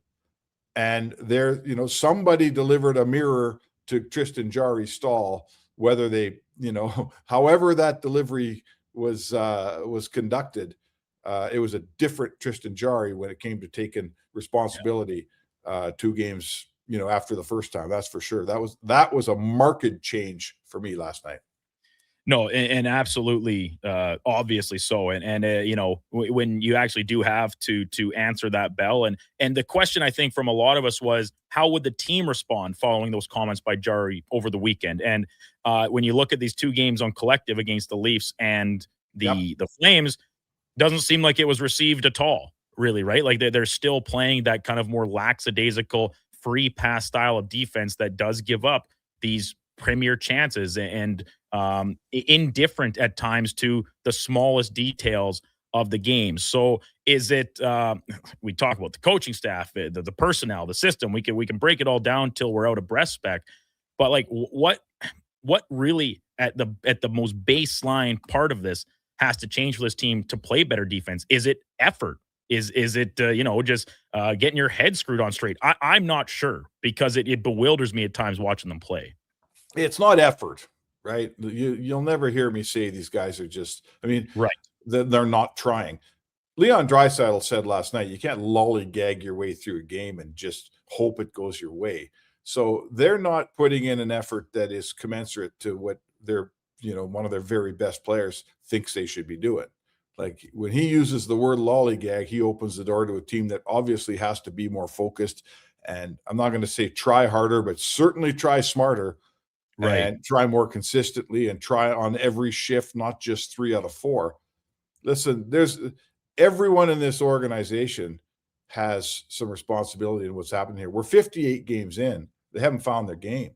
They played it for a month before Christmas or a month and a half, and it's long gone. That version of the Oilers we haven't seen for, a month and a week now since Christmas. So, it starts at the top. Stan Bowman made a hash of this thing, signed a Mangiapane and Frederick long-term, right? Don't think the dressing room doesn't know that he took $7 million and tossed it in the dumpster fire. That has not helped his team. This is a team trying to get over the top, and their GM has absolutely taken $7 million and chucked it in the you-know-what, right? So the team knows that. Trent Frederick sat out again last night. He's a 3-point player, right? So that's not great. The coaching staff can't figure this thing out. The head coach is in the trap. I'm trying to figure out what Draisaitl was sort of leaning on last night when he pointedly said, when we said what has to get, where does it start? And he started with the coaching staff. Yeah. He's looking at a team where they just lean on the top 6 players to win every game. It's chicken or egg around here again. Is the bottom 6 this bad and this unproductive because they're not very good? Or is it because they don't have any role in helping this team win because the coach just goes to the whip on the top guy over and over and over and over? Like, how long are you going to be a 6-man team around here? So that's on the coaching staff and the GM, not on the players. I'm sure Draisaitl's disappointed with the rest of his team. His defensive core is really missing Kulak. Stastny and Emberson aren't getting it done. Darnell Nurse's game isn't very good. No, stop. Isn't any good right now. It's not any good. He's a veteran player. So, and the goaltenders aren't giving you saves. So don't ask me where it starts. It starts everywhere, Brandon. It starts everywhere. It is so tough to pinpoint. Sportsnet's Mark Spector with us here on the Kevin Karius Show. So, Spec, to get maybe specific on some of the individuals, and you mentioned Darnell Nurse, and listen, this is no stranger to those of us that watch the team and for your case, cover them in building game to game. Like, he's always, or has almost always been, one of these names that everyone's immediately drawn to. And right now with his play, I'm not sure he's ever been more deserving of the criticism. But listen, it's the contract, the trade and movement protection that he possesses in it. It remains to be that he doesn't expect to be going anywhere anytime soon. What are you doing, Spec, if you had a chance to maybe tweak things? Like, the trade deadline's in a month. There's going to be a 3-week roster freeze here. It kicked in yesterday until the 22nd. Coming out of that break, like, if you're Stan Bowman over these 3 weeks, are you on the phones working every possible angle to see if there's an opportunity to move on from a guy you have, or to an extent bring in somebody else with the limited resources, cap space, assets, etc., that you currently possess? Is it a defenseman? Is it a forward to try and make that depth more viable for the team? Once again, I'm almost at a loss because it seems like they need a little bit of everything. Yeah, there's not enough cap space to solve all your problems, but you also have a team that, the good news here is the division's not very good. The Oilers are playing crappy hockey, and the worst they'll be. Doesn't Vegas play tonight? Does Vegas play tonight? Vegas does play tonight. Yeah, against the Kings. The worst you're going to be is 4 points out of first place in your division. That's absolutely not a big deal. Finishing second is absolutely fine anyway, or third. Who cares? You don't want to be a wild card team. So the standings have been very sympathetic. The Oilers are right there, and they haven't even come close to being at their best. If they get to their best, don't worry about it. I would say the Stan Bowman is the responsibility for Stan Bowman when you have Connor McDavid with 3 playoff runs left in your employ, and you've got obviously Leon Draisaitl in his prime, and you got a Stanley Cup team, you got a Stanley Cup contender. They've been in 2 cups in a row. It's incumbent upon him to act like this team can win every year, and he should. This isn't the Leafs trading away first-round picks and prospects because they think they're going to win a cup, and everybody outside the GTA goes, that team ain't winning any cups, right? This team's been to 2 cups. They could win a cup if you handle them right. I don't think Stan Bowman will be able to dig himself out of the hole he's dug. We've talked about Mangiapane and Frederick. He changed out his goaltending. I'm not sure that I was going to say I don't think it's any better than it used to be. I'm not sure it's not worse. So the GM has had a rough season here. But that doesn't mean he quits. He's got to try to turn this thing around. He doesn't have much cap space. And I'll tell you, we talked about who they need, what they need. Your goalies are going to be your goalies. You're not getting another goalie here. I think you've made your bed there. You need to figure out your bed there. And hope that it sorts. Here's what can't happen. You can't go into the playoffs with Emberson and Stastny as your third pair, right? You can't have that. So no matter what happens out there for the trade deadline, they need a defenseman that slots in ahead of those 2 guys. And one of those 2 can fight it out for the 6th spot. Probably Emberson will win that fight. But there's their defense sits right now. Emberson, who had a good scrap last night, and I like his game, and he can be my 5-6 every day. I don't think Stastny's good enough. Okay. So he's got to fix that problem if they're going to be able to defend well enough to win games when the pressure's on. And so in an ideal world, and if we're trying to peg a priority order, is a legitimate top 4 right side D-man at the top of your list and spec to force down, and whether it be Nurse or Wallman playing their natural left side on the third pairing instead of forcing it on pairing number 2. Because as a group, as a tandem, they have not been good. No, that's right. Wallman and Nurse aren't working. Yeah. So I don't know. I mean, what do you do? Wallman's a lefty, right? So That's he goes down, and let's say he plays with Emerson. You bring in a number 4, plays with Nurse. Sure, I'll take that. It's just got to get better. We're 58 games in, and their defensive play, and it's not just the defensemen, but their defensive play is just not good enough. And we're 58 games into the season. It's not going to fix itself. How about that? No, that's it's been given long enough to try and fix itself, and it hasn't happened. What we're talking, a 10-game stretch in December where the team looked like at least a semblance of whatever it was. They were good for a month and a bit. Like, they had a nice run. But even in that month spec, they couldn't win 3 games in a row. We only didn't see that until last week. That's right. So how good were they really in that month? Hey, listen, they're not that great. It's a very flawed team. It is a very flawed team that still has 2 of the best players in the world, the best player in the world, and I'll still say it, I think a good contention for the second, but it's proving right now that is simply not enough right now with the way the rest of the league is playing and trending. Spec, and don't forget, like, you're not far off of opportunity. You're blessed with your division. Let's say you finish second. You're going to get a team, Seattle, Anaheim, maybe LA, who you beat every year. Maybe San Jose. You're going to get a team. It's either going to be the Kings, who you know how to beat, or it's going to be a team that hasn't played in the playoffs in 7 years. Yeah. I know Seattle was in the playoffs recently. They I don't fear Seattle. How about that? Very You're going to get a team that you can beat in the first round if you're playing all right. If the Oilers are playing well, they'll beat whoever they meet in the first round. Then you get Vegas in the second. Vegas no better than Edmonton. What did they just lose in a row? 6 in a row or something? Before last night, yeah. Yeah, they beat Vancouver. Everybody beats Vancouver.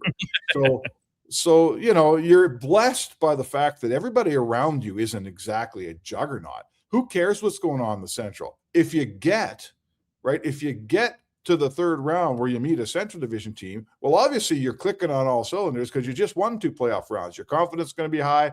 Those guys are going to beat the heck out of each other in the Central. You're going to get somebody in. Now we flip a coin. Let's see if they beat Dallas in 5 last year. Let's see if you can beat them again, or Colorado, whatever. Who knows? But it's all there for you. But right now, none of that's all a pipe dream with the way this team is playing. From the goaltending out, it's just all has to get better.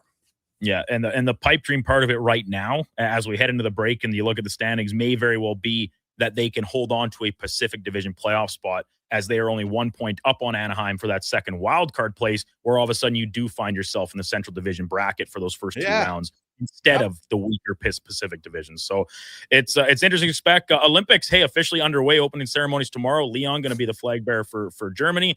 David Pasternak for Czechia. Niederreiter for Switzerland. So lots of NHL representation, of course. But the women's tournament kicks off today. Canada's not going to play because it got postponed to Finland being sick. But you're a big Olympics guy. I assume you're pretty pumped up. Yeah, for sure. Love the Olympics. It's great that we're certainly. I don't have a normal job like all the listeners, or most of the listeners do. I don't have any. I got a little bit of work, but the work I can do in front of a TV. So exactly. I'm not a guy that wants to spend all my day sitting there watching TV, especially if the weather's nice. But I love the Olympics, and I can get glued into them, man. I love all the different sports. I love a chance to watch things like luge and ski cross and ski jumping and all the stuff you never get to see once every 4 years. I love that stuff. I'll watch the hockey too, but honestly, it's the rest of the stuff that makes the Olympics for me. Awesome. Spec, have a great rest of your day. We will chat with you tomorrow morning to continue maybe a little Olympic chatter as we get ready for the hockey tournament and everything else to officially get underway. Take care. Have a good one. All right. Thanks, dude.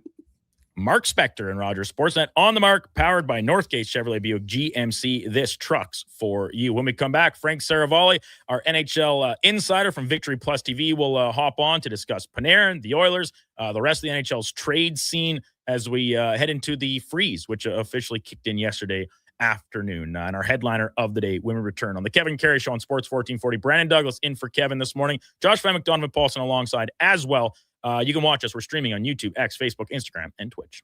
Shoulder pain. It can make even the simplest things like reaching up, lifting a bag, brushing your teeth, or sleeping frustrating. Rotator cuff strains, impingement, arthritis, they're some of the most common issues we treat every day. I'm Grant Fedoruk, and at Leading Edge Physio, our team brings postgraduate training, evidence-based technology, and just the right amount of humor and humility to help you feel better. Because we never forget the most important part, the gratitude we feel for every patient who allows us the opportunity to care for them. Because life shouldn't hurt. When it does, leadingedgephysio.com. 60 years ago, we started selling trucks as Western GMC Buick. Today, we are Wolf GMC Buick. We're still located on the corner of 184th Street and Stony Plain Road with the same ownership for over 2 decades. Our customers have trusted our family-owned, community-driven business, and for that, we are thankful. If you're looking for a truck or SUV, pop in and one of our seasoned professionals will get you a great deal, hassle-free. Come trust our team at Wolf GMC Buick. Wolf GMC Buick.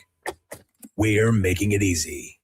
Welcome, gentlemen, to the nerve center of game-watching greatness, my sanctuary, my Bro Zone. Whoa, giant screen, comfy chairs. You've thought of everything. Almost everything. Where are the snacks? We can't cheer on Canada without the proper fuel. Way ahead of you. Will Hawk Beef Jerky, the official snack of the Bro Zone.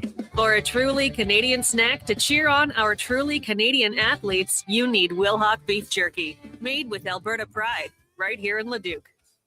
This is Andrew Walker, host of the postgame show on Sports 1440. After every hockey game this season, tune in and chime in as we talk about the game. It's all sponsored by Legacy Heating and Cooling. Don't get left in the cold. Visit legacyheating.ca. McValue breakfast meals are $5 plus tax every day. Get a sausage McMuffin, bagel with cream cheese product, or breakfast burrito with hash brown and small coffee, all for just $5 plus taxes. Available until 11 a.m. at Canadian restaurants. Product availability varies. Prices exclude delivery. Hey, sports fans, we've got a clear choice for you. At Crystal Glass, we provide customers with the perfect glass for any job. From home to auto and even commercial, installation or repairs, we're your team. Call 310 Glass or visit crystalglass.ca. Crystal Glass. Catch the biggest game on the biggest screens in the city. River Free Resort and Casino invites you to the ultimate football watch party this Sunday in the venue. 3 giant screens, all-you-can-eat buffet, desserts and snacks, $5.25 drink features, and tons of prizes. Don't miss River Free's ultimate football watch party with premium VIP seating available. Tickets at riverfreeresort.com. River Free Resort and Casino. Excitement. Bet on it. Winter in Alberta doesn't mess around. And neither does Titan Supply. For over 50 years, we've earned the trust of our customers across a variety of industries. Because we lead with integrity, honesty, and respect. I'm Joe. And I'm Brent from Titan Supply. When the weather hits hard, we're fully stocked with rigging, lifting, and hauling gear that works as hard as you do. Titan Supply. Built on trust, driven by safety. Serving Edmonton, Grand Prairie, Red Deer, and Calgary. Let us help you face the weather the Titan way. Visit titansupply.ca. Welcome to Uncommon. Welcome to Subaru. Engineered for Canadian winters, built for real-life confidence. Tackle the ice and snow with Subaru's symmetrical all-wheel drive, delivering the power, control, stability, and grit you need. And when the temperature plummets, you'll cruise in comfort with heated seats and heated steering wheel. All this plus peace of mind with Subaru's top safety pick status for 19 years running. This winter, it's time to get you into a Subaru. Visit Subaru.ca today.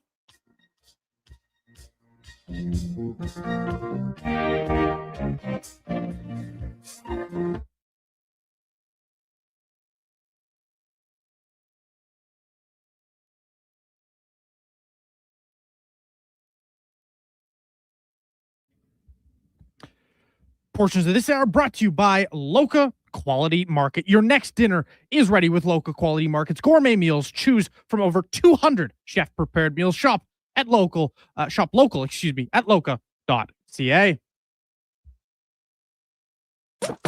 Stories, guests, and insights. This is Sports 1440 and the Kevin Karius Show.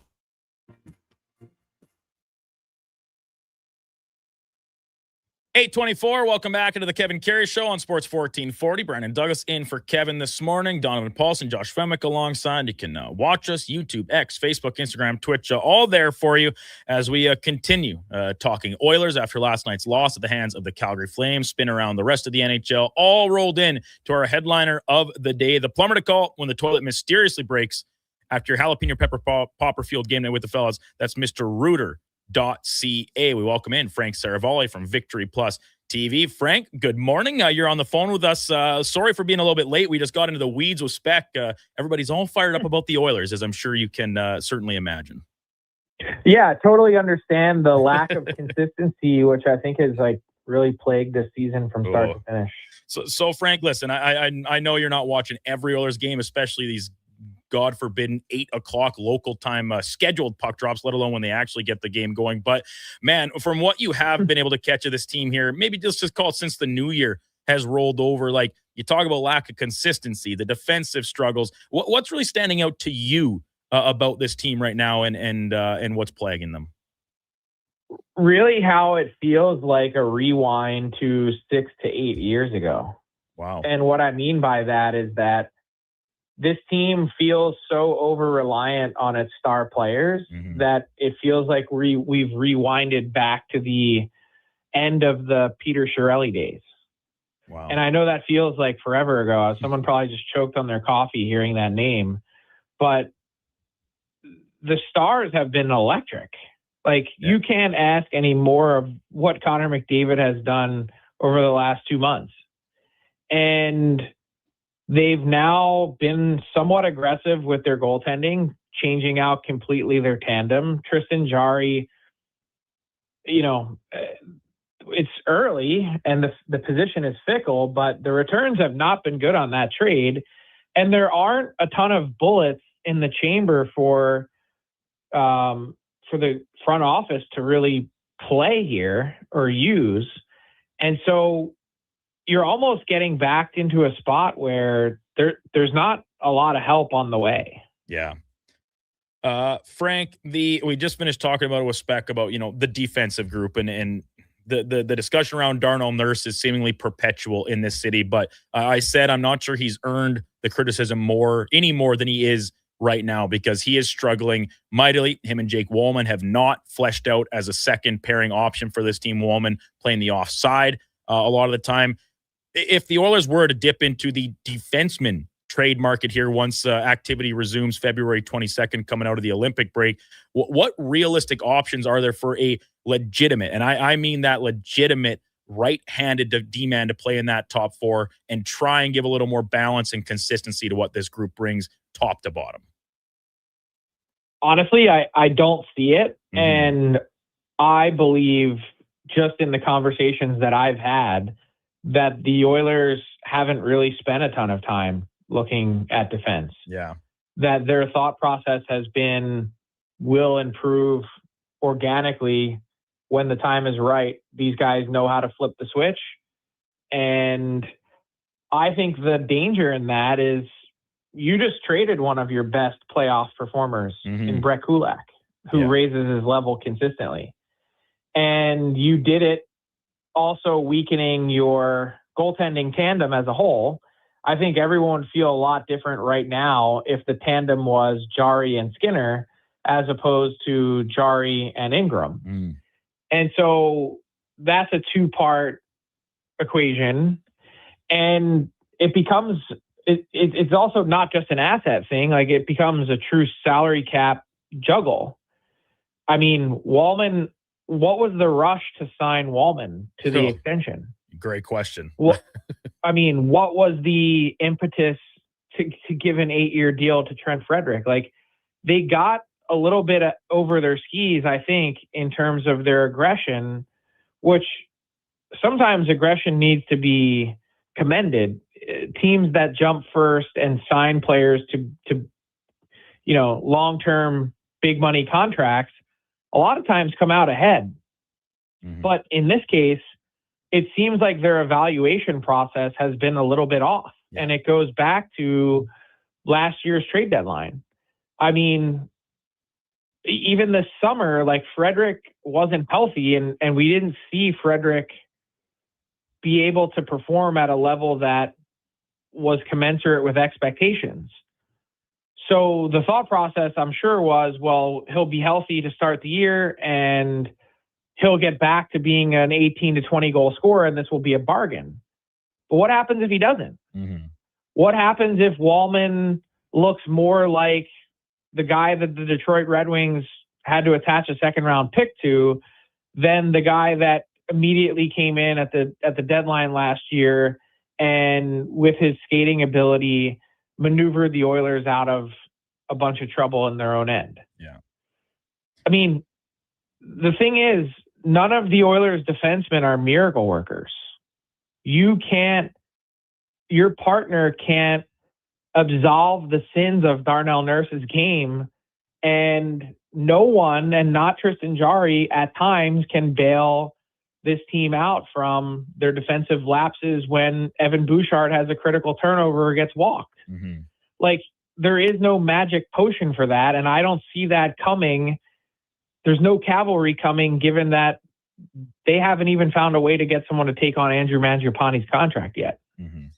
Frank Saravalli, Victory Plus TV's NHL insider, with us here on the Kevin Karius Show on Sports 1440. So, Frank, you mentioned the Oilers not really, at least hunting for so far for a defensive, add to the roster on the back end. That doesn't surprise me at all, because even here in the city, the talk all year has been: is it going to be a third line center, or is it going to be a scoring winger to play alongside McDavid? And RNH drops down to that 3C spot. But right now, like, and you said it, from what you've been told, there hasn't been much interest.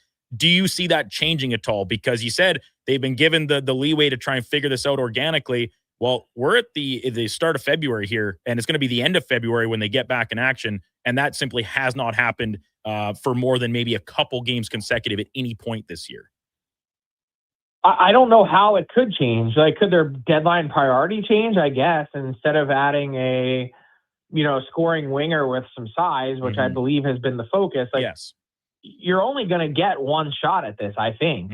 Maybe I'm misreading it, but my read is the first move is getting the cap space and freedom from Andrew Mangiapane's deal.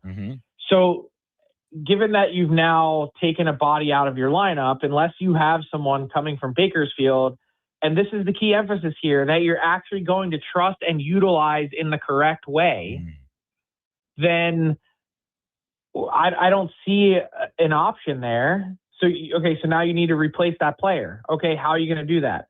Who's going to provide the depth scoring that you've been lacking to this point? It's a team of haves and have-nots. It's very clearly delineated between top six and bottom six. And so, so let's say that you're gonna trade Mangiapane and you're gonna forgo that. You're still limited cap-wise by what you can bring in defensively. So unless you can find another, you're probably looking at a Brett Kulak type guy. Let's call him a 5'6", right? Someone that is slotting in somewhere in that neighborhood, and also impact wise or asset cost, same sort of realm. It's not an easy fit. Yeah, it's a great point. And then you talk about the cap flexibility that even with Mangiapane out, they're still limited by.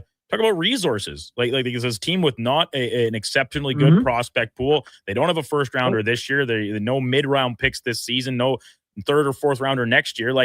We're talking about very limited resources on several fronts to try and improve this roster, which, as of the eye test and the numbers test, tells us right now is desperately needed. So we'll observe that as we move through the Olympic break, as Frank Saravalli from Victory Plus TV joins us here on the Kevin Karius Show. The rest of the league, Frank, Artemi Panarin finds himself a new home yesterday in SoCal with the LA Kings.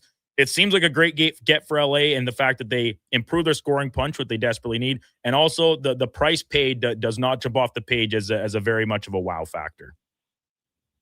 Price paid in both acquisition cost and also extension. Like, it's a near perfect execution of this extension for the LA Kings, because think about what their posture was heading into this week. We're not really sure how good we are, and we don't really want to give up a ton of assets. So essentially they paid what some view as a declining prospect, although the Rangers seem to be very excited, not shockingly, and a mid-round pick in exchange for the right to jump the line on Artemi Panarin in the summer and a full playoff run, however full that is. Right. I mean, it is about as good as you can do in one transaction. I mean, this is still a 100-point player in the NHL. Yeah. This is still a guy who can make magic happen with the puck. And so, yeah, is he 34 and at some point turning 35? Sure.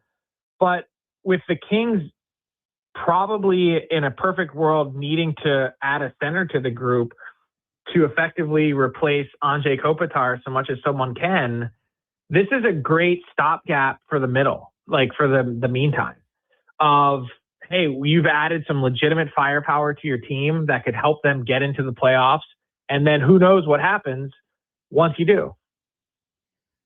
So, I mean, it's obvious to say that the Kings are better today than they were 24 hours ago, right? Panarin is that good of a player. But to your eye, does this ad make them that much better that you're ready to take them serious inside this, watered down Pacific Division, certainly, but you still at some point have to go up against one of these teams that's going to come out of the Central should you get that far in the playoffs? Probably not yet. They've been plagued by a lot of the similar inconsistencies that the Oilers have. Like, they look really good for a stretch of time and then they struggle. And it's like they can't put any sustained streak or run together. And they're probably plagued by a lot of the similar lapses and effort issues that I think pop up at times for the Oilers. And maybe not effort, like that's maybe an unfair phrase. I mean attention to detail. Yeah, that's a like perfect lapses way to put it. in aggression, lapses in awareness, lapses in urgency. Like those are all things that I think pop up at times in LA too. Yeah. Frank, the Olympics are underway officially. So tomorrow with the opening ceremonies from all across Italy, 4 different kind of hubs that they're going to try and do this unique setup. But first of all, the United States, absolutely blasphemous, trying to steal Tate McRae from us to champion NBC and their broadcast rights. But I'll leave that as an aside. Anything outside of the hockey that particularly has you geared up for watching what's going to take place over in Europe? Actually, as we're speaking right now, I'm watching on my TV, U.S. women are set to open their tournament against Czechia right at this moment. And so, yeah, definitely have an eye on the potential or hopeful women's gold medal clash between the U.S. and Canada. But interesting start to the tournament or the Olympics as a whole. As you know, Canada was supposed to play today, the Canadian women, and that game was postponed for a full week. 13 players on Canada's opponent. I forget. Finland. Finland, yeah. Yeah. They are in quarantine for a norovirus. So I don't want to give anyone flashbacks again to the pandemic, but I mean, a little alarming that that's happening right now. You're hoping as you dump a bunch of NHL players now into the Olympic Village as well, that this doesn't become a story for the tournament, because that no one has time. There's no timeline for that. Can't be postponing games. But interestingly enough, in the statement, they also indicated that they were concerned that this would be a health issue potentially for the Canadian team if they were to play, that maybe the Finns would be getting the Canadians sick. So I just think an interesting storyline to watch that like this wasn't really on anyone's radar. No, and you mentioned obviously the friendly confines of an Olympic Village where all the athletes are all situated. Man, something like any sort of illness, forget what kind, it can run through a place like that in no time at all, and certainly, especially in very friendly confines. Yes, yeah, if the stories are in fact true. Emphasis on any kind of illness. Yeah, exactly. Frank, any plans for the Super Bowl? I know you're still trying to mend your heart from obviously the disappointing Eagles season, but I have to think you'll still tune in for the big game. I'm actually leaving for Milan on Saturday, so I will.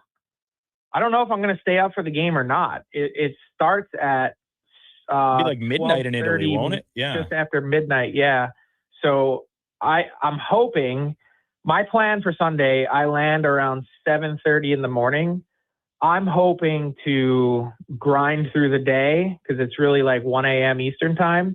I'm hoping to grind through the day, not take a nap, and then go to bed at a normal time so I can be adjusted. But we'll see what happens. Yeah. Well, Frank, safe travels.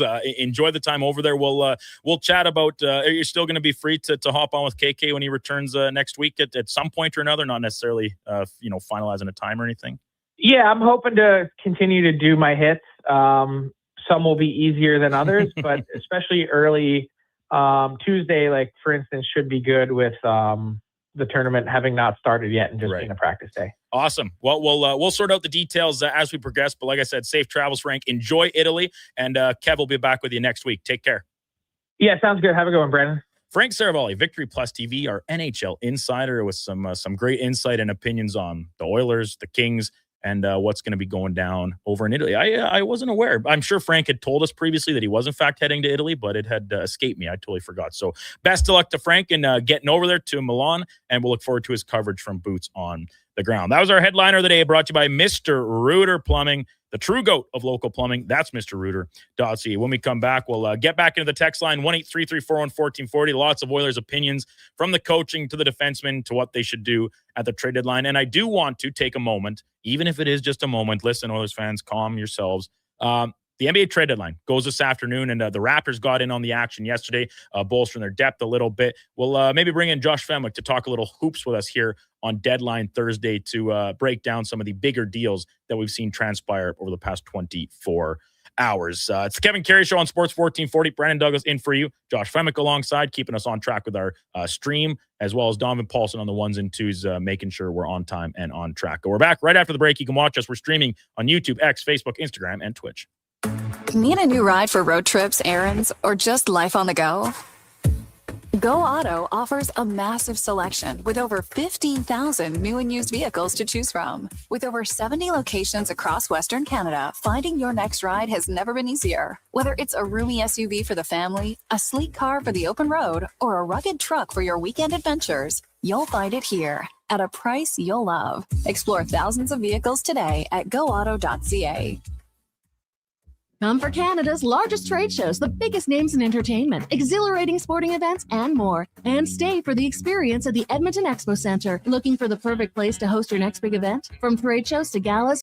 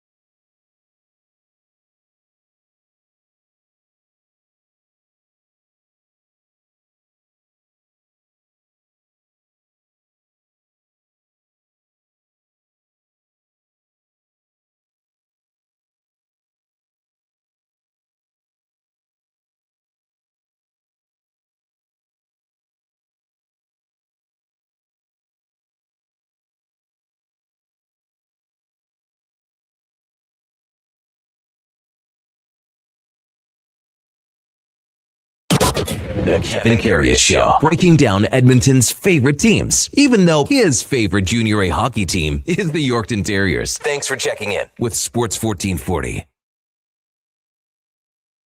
Coming up on 9 o'clock, welcome back into the Kevin Karius Show, right here on Sports 1440. Brandon Douglas, Donovan Paulson, and Josh Femick all in studio with you this morning. Kevin will be back on Monday. For those of you that have dearly missed him, fear not. His return is imminent. For those of you that continue to plod along with us, thank you for sticking along here as we work through the morning, checking in all things Oilers. Of course, Artemi Panarin, in case you missed it, traded yesterday. And today on the schedule, the NBA trade deadline, 1 o'clock Mountain this afternoon is when that will officially roll through. Still no winner of the Giannis Antetokounmpo sweepstakes, which to my look around at the trades that have already been completed seems to be shriveling up and shortening.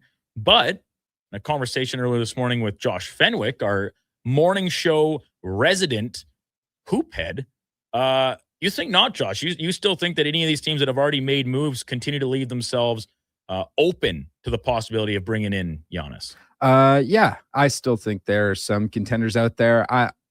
You asked me if it was Timberwolves or bust. I've really been looking into this last few days. I just don't know if the Timberwolves have enough to get it done. You're trying to convince the Bucks to take on Rudy Gobert's god-awful contract. They sent away Rob Dillingham earlier this morning, who was one of their high draft picks just 2 years ago. And they don't have very favorable picks. They have a lot of bad, less favorable pick swaps and things of the such. So I don't know if he gets sent to the Timberwolves. The interesting move to me was the Warriors yesterday. They send out Jonathan Kuminga and Buddy Hield. They get back Kristaps Porzingis, who is still available to be traded because of the weird NBA trade rules. So sending him they control their own destiny for the next 6 years. They have one pick swap in 2030, and it's the more favorable one. And then they have two least favorable pick swaps. And then they just control their own fate for the next 6-7 years, essentially. So they can send that Kristaps Porzingis. They don't really have a young asset that they can build around in the Bucks, I mean. But at least you get a Kristaps Porzingis, and you sort of have these things. So I think that could get done. That being said, I still think the Spurs are my number one. They have De'Aaron Fox, who can get traded now. He'll be able to help even out some money with his new extension. You have to send away either Devin Vassell or Keldon Johnson, young enough, exciting enough, and also being paid enough to really balance out the spreadsheets. And then their draft capital is really, really good. So I think the Spurs could still get this done at the 11th hour, seeing how things shape out. But it's also looking like possible wait until the offseason move. So yeah, you kind of to my next question there about if you just right now, and I'm not asking you to be an expert or an insider here, but just based on what you've read, heard, and assessed on yourself on the assets available to some of these teams interested, percentage-wise, odds-wise, the chance that Giannis is with a new team by this afternoon, or this is an off-season topic to discuss, where are you pegging it? 25-75. 25, he's on a new team by 1 o'clock this afternoon. Gotcha. The Raptors got in on the mix as well, acquiring Trace Jackson Davis, excuse me, from the Golden State Warriors. A second-round pick via the Lakers goes back the other way. The Raptors also made this three-way deal in which Chris Paul became a member of the Raptors, but it's not being asked to report either is he's going to get waived or his rights flipped elsewhere. Of course, he hasn't been with the Clippers since before the new year, in a weird turn of events on this LA season. They've traded Harden, the Chris Paul fallout. But Kawhi Leonard got into the All-Star game. Yeah, because there wasn't enough U.S. There wasn't enough American players, which, hey, any way you can get him. But this get for the Raptors, Josh. We talked about this with Paul earlier in the week, kind of looking at the Raptors as a team that don't expect a blockbuster, don't expect a big move, but they do address a need here, which is some depth at the center position behind the seemingly oft-injured Jakob Poeltl. Yeah, no, they get a center, so congratulations to them. Now they're still just the team with 1 7-footer and a bunch of 1 point guard and a bunch of guys who are 6'8". Looking better than the Bulls. Which, hey, seems pretty tall to me. Yeah, pretty tall. Looking better than the Bulls. The Bulls have about 11 point guards on their roster right now. Purely guards. Pure guards. They signed Mac McClung about an hour and a half ago, dunk contest champion. And traded for Gershon Yabusele last night, who's the third tallest player on their team, I think, at 6'7". So, you know, the Raptors are in a good spot. I still wish I could see them trade away a Brandon Ingram or something. Really? I have some serious problems with Brandon Ingram. He doesn't defend. I get that he can make shots. You can find shot makers out there. The NBA is so skilled at this point that like anyone can be your shot maker at the end of the game. But like even the Raptors are noticing it. They're giving the ball to Jamal Shed at the end of the game instead of a Brandon Ingram or a Scotty Barnes, which is what happened last night. He's the one taking the shots. He shouldn't be. He's a role player, but sometimes the situation dictates someone else taking that shot. But I don't know. I'd like to see Brandon Ingram get out. He's still valuable enough that you can get a good piece in return. But all the rumors swirl around an RJ Barrett, and we saw RJ Barrett out of the Raptors lineup, and they did not win. They did not win a lot. Him back, they've been a lot better as a team. So I think you find a way to keep that guy around because he is a winning player. Tiger texting in 1-833-414-40 among many. Most of them Oilers dominated, which we will get to in the 9 o'clock hour. But Tiger says Josh is young. That's true. Well pointed, Tiger. He says, go look at James Harden ASU pick without the beard. Oh, I've seen it. It's alarming. He's a scary looking dude with no beard. It really puts you off because most basketball fans, unless you're a real college basketball fiend, like he's the beard, right? That's literally his nickname. That's all he has been. That's what he's known as. And we'll see how he fits in Cleveland.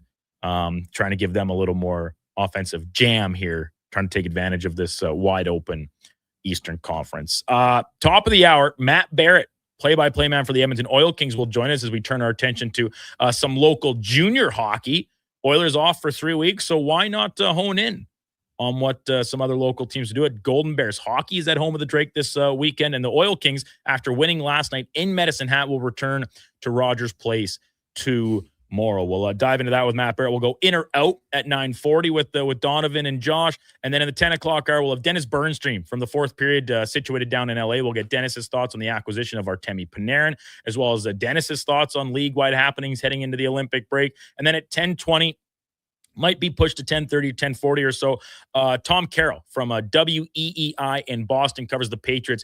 He'll hop on live from San Francisco following the Patriots media availability this morning to talk some Super Bowl ahead of Sunday's game. Before all that, let's get to a Sports 1440 update brought to you by First Round. Sunday's got even better at First Round. And what's better than the big game itself? A Super Bowl watch party right here in the mall that has it all on Bourbon Street. We've got a couple more tables to give away. We're going to do one today on this show and another on Fantasy Frenzy. So stay tuned. We're going to do that in the 9 o'clock hour, 9:20. We'll have some trivia for you. Your chance to win a table for 6 to this Sunday's Super Bowl watch party at First Round on Bourbon Street. You get the priority seating, drinks for everyone at the table, kettle chips, and maybe best of all, entry into their grand prize draw, $3,000 worth of a home entertainment system, TV, speaker setup, the whole shebang, plus other great giveaways, NFL swag jerseys, and the like. Plus, they still got the great Pro Bowl brunch only at Edmonton's NFL headquarters, First Round, downtown or on Bourbon Street. Here is Donovan Paulson. This is a Sports 1440 update. It was game night last night as the Oilers, they fell to the Flames 4-3 in Calgary. The Kraken doubled up on the Kings 4-2. The Golden Knights taking down the Canucks 5-2. There's the Habs over the Jets 5-1. And the Wild, they advanced past the Preds 6-5 in overtime with a Matt Boldy hat trick. Jonathan Huberdeau, his season is over. He is undergoing some hip surgery. Artemi Panarin, of course, in case you missed that last night, he has been traded to the LA Kings for prospect Liam Greentree and a conditional third-round pick. As part of the deal, he also signed a 2-year, $11 million AAV contract extension. St. Louis Blues, they also make a move, trading Nick Bukestad to New Jersey for forward Thomas Bertolo.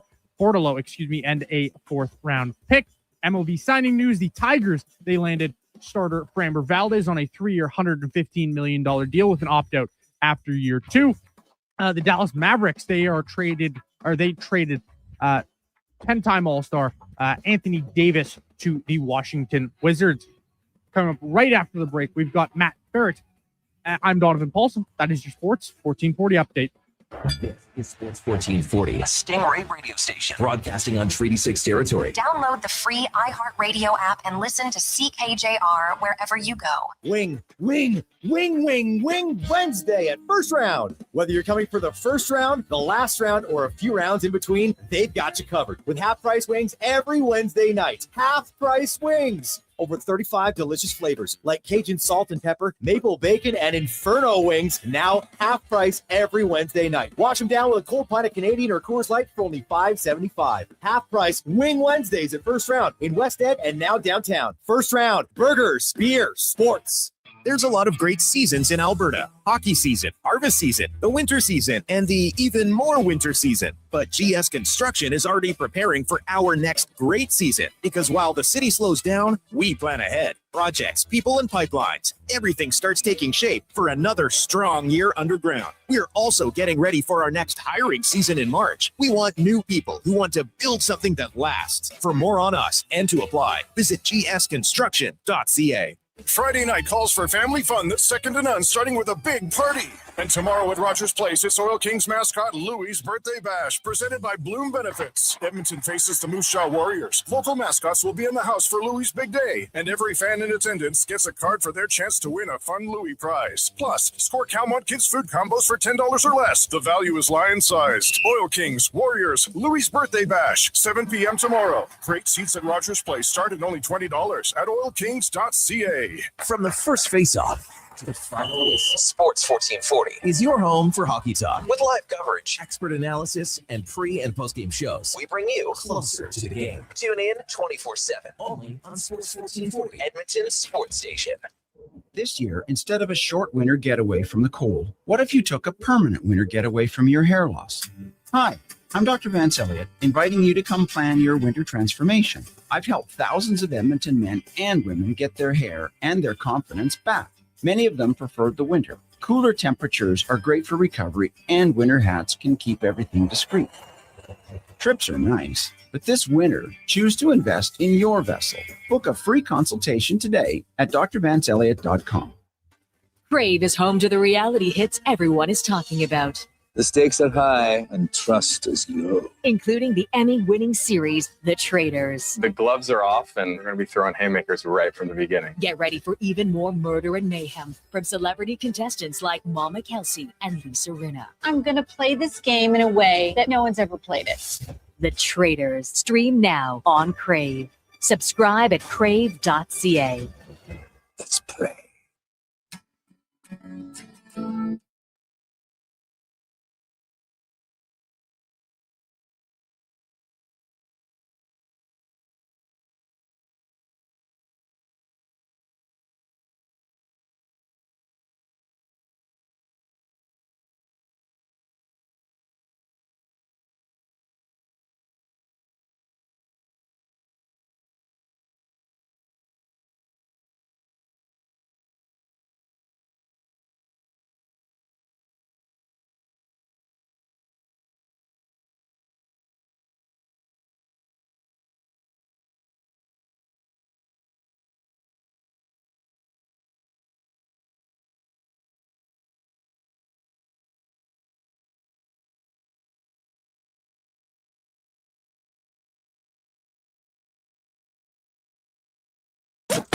Stories, guests, and insights. This is Sports 1440 and the Kevin Karius Show.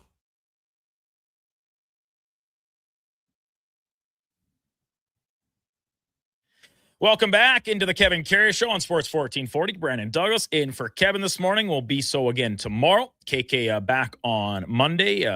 Super Bowl this weekend. We got lots of action in and around the city with some collegiate athletics and, of course, the Olympics underway here. We're just after 9 o'clock in Edmonton. We've already seen Canada's mixed doubles curling team pick up their second win. They beat Norway earlier this morning after defeating Czechia yesterday, and women's hockey underway. USA in action, and Canada was scheduled to play today against Finland, but due to a norovirus running through the Finnish team and precautions being taken, they're in some quarantine action at the Olympic Village. That game is postponed and will be rescheduled for next week. But top of mind for a lot of local hockey fans, the Edmonton Oil Kings continue their very strong season, winning last night in Medicine Hat. They're back at it tomorrow night at home against Moose Jaw. We welcome back play-by-play man Matt Barrett to the show to break it all down with us. Matt, good morning. Hope you're well rested. I assume you guys made the trip back up from the Hat last night.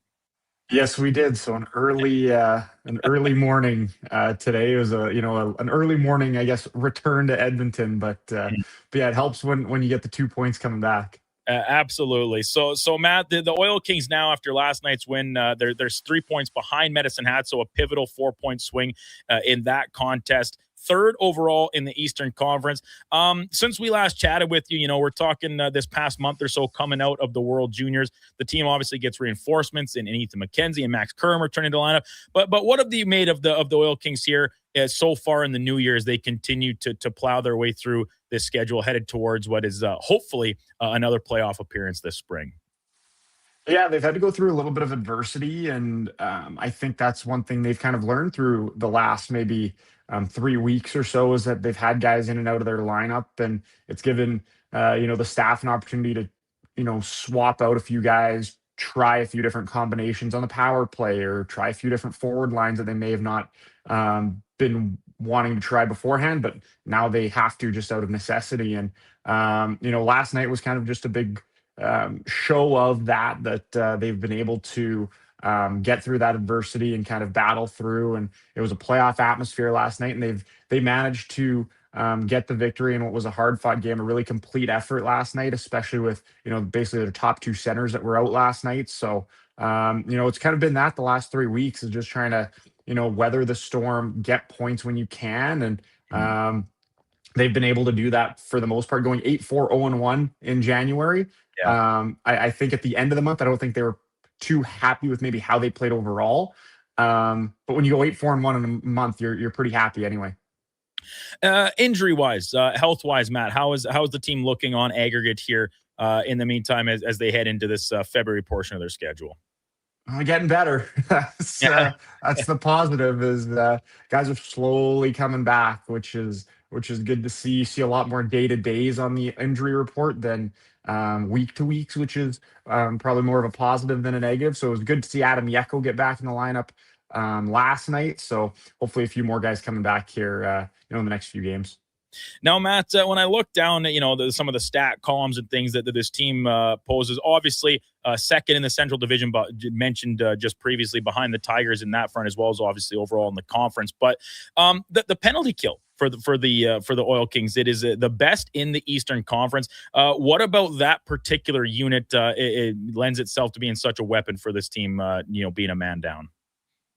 Well, yeah, and I think the biggest thing is, the netminders have made a few big saves for them on the penalty kill, which is, as we all know, your goaltender is probably your best penalty killer most nights. And this penalty kill is pretty aggressive for the most part. They really will look to intercept and break up plays at the top of the zone, try and break things up and knock pucks away. And that results in some opportunities offensively too. They've scored 9 shorthanded goals this year. So, that's another part of it is, hey, the best defense is a good offense sometimes. So, if you're going the other way with the puck shorthanded for 30 seconds, that's 30 seconds they don't have the puck in your zone. So I think being aggressive on it, being able to block a fair bit of shots, getting sticks in the lanes, being able to just kind of disrupt teams' timing on the penalty kill has been huge for this group. And it's kind of been a momentum builder at times for them, of a couple kills in a row, and they seem to be able to build off of it. Matt Barrett, Edmonton Oil Kings play-by-play man with us here on the Kevin Karius Show on Sports 1440. Now Matt, this is a very much by-collective type group. Scoring-wise, they spread it out.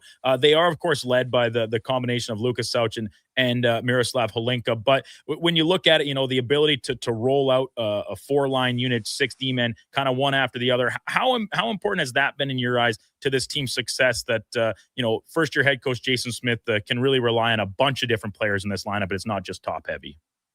Yeah, exactly. They run 3, 4 lines deep. They run, 6, 7 defensemen deep, really. And, that's kind of been the positive that has come with some of these injuries, is that it's just next man up and guys have been able to step up. And, like you saw Halinka and Sauchin are kind of the two straws that stir the drinking. Gavin Hodnett's been electric since he's come back from injury since the Christmas break. And, you add in Carter Sutherland on the blue line. He's been a beast out there. And you just go down the lineup and there's just a lot of different guys that have been able to step up in different moments. And that's kind of a big thing with this group is one night it might be this guy, one night it might be another guy. And come playoff time, you're going to need that.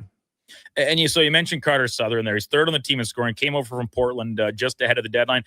What sort of addition has he provided? Did they go and get him for his playoff experience? Obviously, a little offensive boost that he gets or provides from the back end. But what have you made of his fit with the team and overall impact? Yeah, I really like how he plays, especially in the offensive zone. He's great with the puck. He had a beautiful goal last night against Medicine Hat where he kind of shields from one defender, kind of spins from another guy, works it back up to the top, and then a seeing eye shot that finds its way through. So, I mean, it's plays like that where you look and you go, okay, that makes a lot of sense why, he's so good. And, it's plays like that. He's so good with the puck. He's been on the top power play the last little bit here. And, when you're able to kind of drop a few guys down the lineup and not having them play as heavy minutes maybe as they were before, it kind of just like adds to that depth, right? As you have a guy playing 25 minutes now, and the next guy only has to play 20 minutes or 18 minutes, right? So he's been excellent. He's a leader too, and it's awesome to see that this decor gets that extra boost of offense.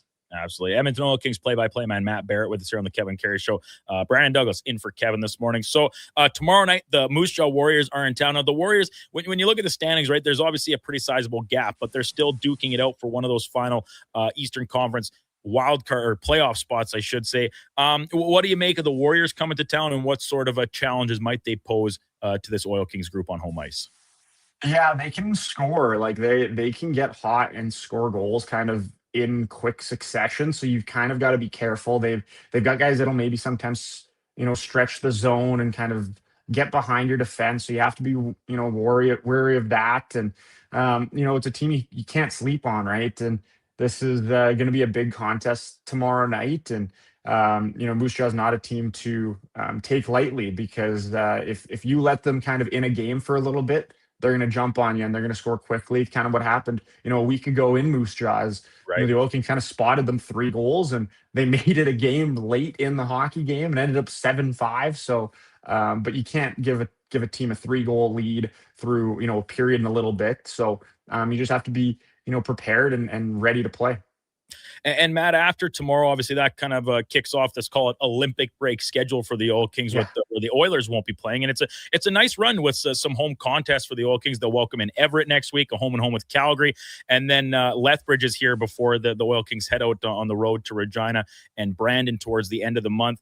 But when you talk about Central Division matchups, right, the Hitmen, obviously the Battle of Alberta, the home and home factor there should be a lot of fun. And Calgary's right behind Edmonton in the standings. And then Lethbridge, of course, they're not having the best year, but there's no free passes in the WHL at any times, especially when you're talking about an in-division, in-province rival like Lethbridge. So just maybe speak a little bit about the division on whole and what the rest of the upcoming schedule for the Oil Kings might present.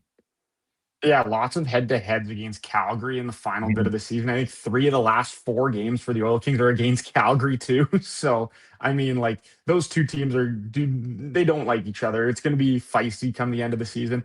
And it's not like Calgary's completely far behind the Oil Kings, so you have to be prepared in those games. It's not like you're guaranteed this top 3 seed right now because you've got so many head-to-heads against Calgary. So you've got to prepare for those games. It's a team Edmonton's had trouble with this year, so we'll have to be ready. Those are important games. And obviously the Lethbridge matchup as well, those are points you have to get, right? It's a team below you in the standings. You got to get it somehow, some way. It's not a game that you can just kind of throw the towel in for. It's still 2 points that's going to help you possibly get to that Central Division crown. You need some points. You need Medicine Hat to lose 1 or 2 here coming up, and then all of a sudden those head-to-heads against Medicine Hat become even more important heading down the stretch. So it's going to be an interesting stretch here of home games. There's only, like you said, a couple of games where they hit the road before that Regina Brandon stretch. So you got to kind of make hay while while you can here at home. It's going to be a lot of fun. So for the fans that are maybe considering buying tickets for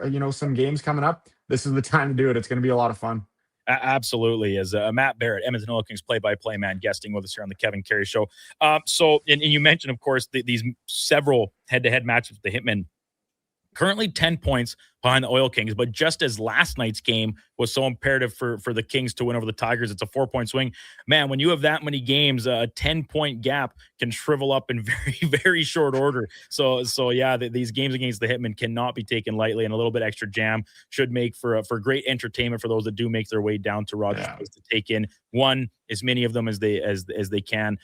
Matt, always appreciate your time. Thanks a lot for hopping on with us and catching us up on all things Oil Kings, and I'm looking forward to diving in a little more intricately here and even making my way down for a game or two over the next couple of weeks. Appreciate it. Anytime, buddy. Thanks. Edmonton Oil Kings play-by-play man Matt Barrett and the Oil Kings winners last night in Medicine Hat, and back at it tomorrow night against the visiting Moose Jaw Warriors, who were right in the thick of the playoff race as well. Currently in the Central Division, Tigers lead it at 74 points. Oil Kings right there at 71. And then the Hitmen, 61 points. After that, it's a pretty significant drop off the Rebels and the Hurricanes in a little bit of transition seasons. And over in the East Division of the Eastern Conference, Prince Albert, this is crazy to say, we're the first week of February. They've already clinched a playoff spot. 79 points. Second place is 57 with the Wheat Kings. Blades right there, and then the Warriors currently fourth in the division. Like I said, a little bit of a step back there, 10-point gap between them and the Blades, 3-4. But hey, there's 8 spots up for grabs. The Warriors still certainly vying for one of them. When we return, we will get back into the text line. They continue to flood in with talks about the coaching staff and the state of the Oilers. So we'll have that, but we're also going to give away a table for 6 to this Sunday's Super Bowl watch party at First Round here in West Edmonton Mall down on Bourbon Street. So your table of 6, you get the 6 tickets because this is a ticketed event. You can't just show up. So there you go. You get the 6 tickets themselves. Priority seating inside the bar. There's no bad spots at First Round, but it's worth noting that getting in the best spots is certainly well worth the price of admission. You get a drink for everybody at the table, your choice of a Bud or a Bud Light, some kettle chips to keep you snacking on throughout the course of the game, and then entry into some draws. Top prize, $3,000 home entertainment system, TV, sound setup, the whole 9 yards, and then they got some NFL swag. They're giving away a jersey.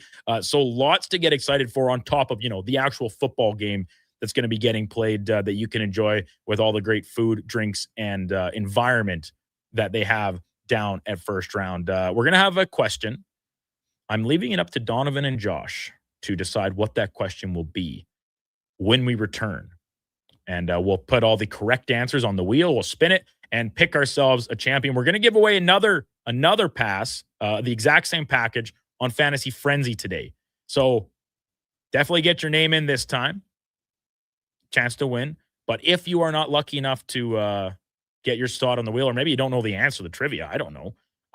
Fret not, because we're going to leave it up to Connor Halley to decide how we give away the one on Fantasy Frenzy. And knowing Connor, he's usually a little bit more lenient.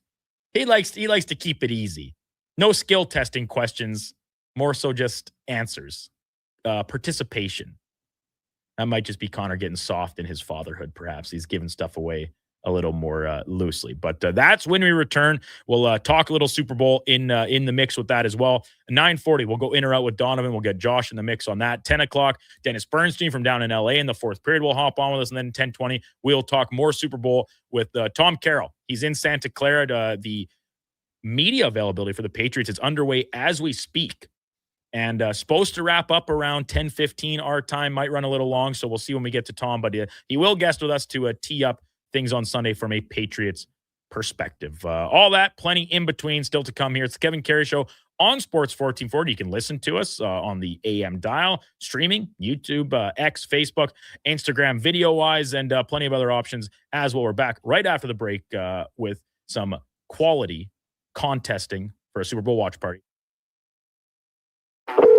Hello. You're never going to believe this. Booster Juice called your name today. You can get a free smoothie or acai bowl. No way. I'm heading there now. Oh my gosh, you and my brother have the same name. Okay, I'm calling him next. I'm hanging up. Booster Juice Names of the Day is back. 2 names are selected each day, and if your name matches, you can get a free smoothie or an acai bowl. Watch for your name on the Booster Rewards app and social media. Must be an app member to qualify. Booster Juice, Canadian born, blending since 1999. Summit Restaurant. Located in the heart of the Silent Ice Center and just minutes from South Edmonton Common, Summit is your destination for exceptional house-made pizza, delicious entrees, and expertly crafted cocktails. Experience the perfect blend of flavor and ambiance in a modern setting. Join us for a straightforward yet elevated dining experience where our commitment to quality speaks to every bite and sip. Make Summit Restaurant your next night on the town. Edmonton's go-to station for all things sports is Sports 1440. From Low Tide to Kevin Karius and Jason Greger, we deliver the latest on your favorite teams. Tune in 24 hours a day, 7 days a week to Sports 1440. Remember 2025? That's so last year. But seriously, St. Albert Dodge needs to clear some 2025 models off the lot to make room for new inventory. So they're having a huge clear out of all the remaining new 2025 Jeep Wrangler Saharas. The Sahara package is the best seller, so they have a great selection to choose from and priced from as low as $59.9. I don't have to tell you, these are going to go fast. So get there before they are gone. Just head up the trail and see how easy it is to do business at St. Albert Dodge.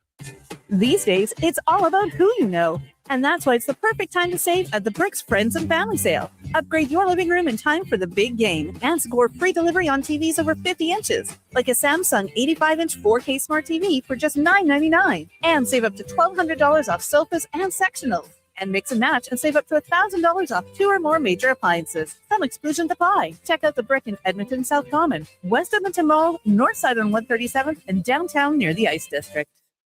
Ever had a problem returning auto parts? At Ed's Auto Salvage in Westlock, we do things differently. Hi, it's Lisa, and we're proud to offer one of the best return policies in the business. When you shop with us, you buy with confidence, knowing that if it doesn't fit or if it's not the right part, we'll make it right. For nearly 50 years, Ed's Auto Salvage has helped Alberta drivers save money, stay on the roads, and shop stress-free. Trust the team that stands behind every part we sell. Visit us at edsautosalvage.com.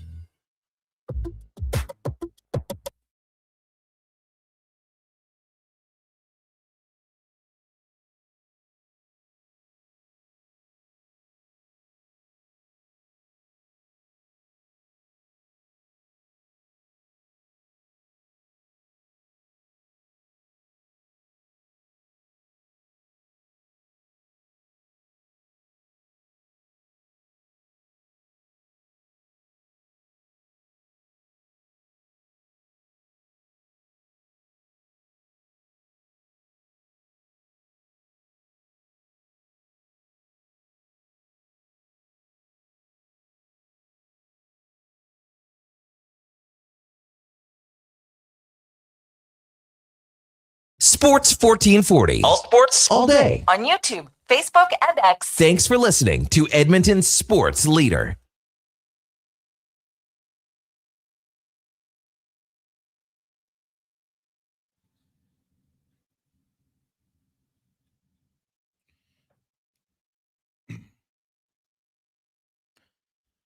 $9:20 in Edmonton. Welcome back to the Kevin Karius Show on Sports 1440. Another balmy February day expected here in the City of Champions. Brian and Douglas with you. We got Josh Fenwick, Donovan Paulson, keeping us on track on the online video stream. Of course, our audio, making sure the levels are right on the ones and twos. Donnie picking some banger tracks for our intro songs today. You feel like he's already getting amped up for Playlist Friday tomorrow. He's keeping us on our toes and hopefully not flipping the table over there thinking about Macklin Celebrini playing alongside Nate McKinnon and Sid Crosby at the upcoming Olympic Games. So mentioned it before the break, we're giving away a table for 6 to the Super Bowl watch party coming up this Sunday at First Round here in West Edmonton Mall down on Bourbon Street.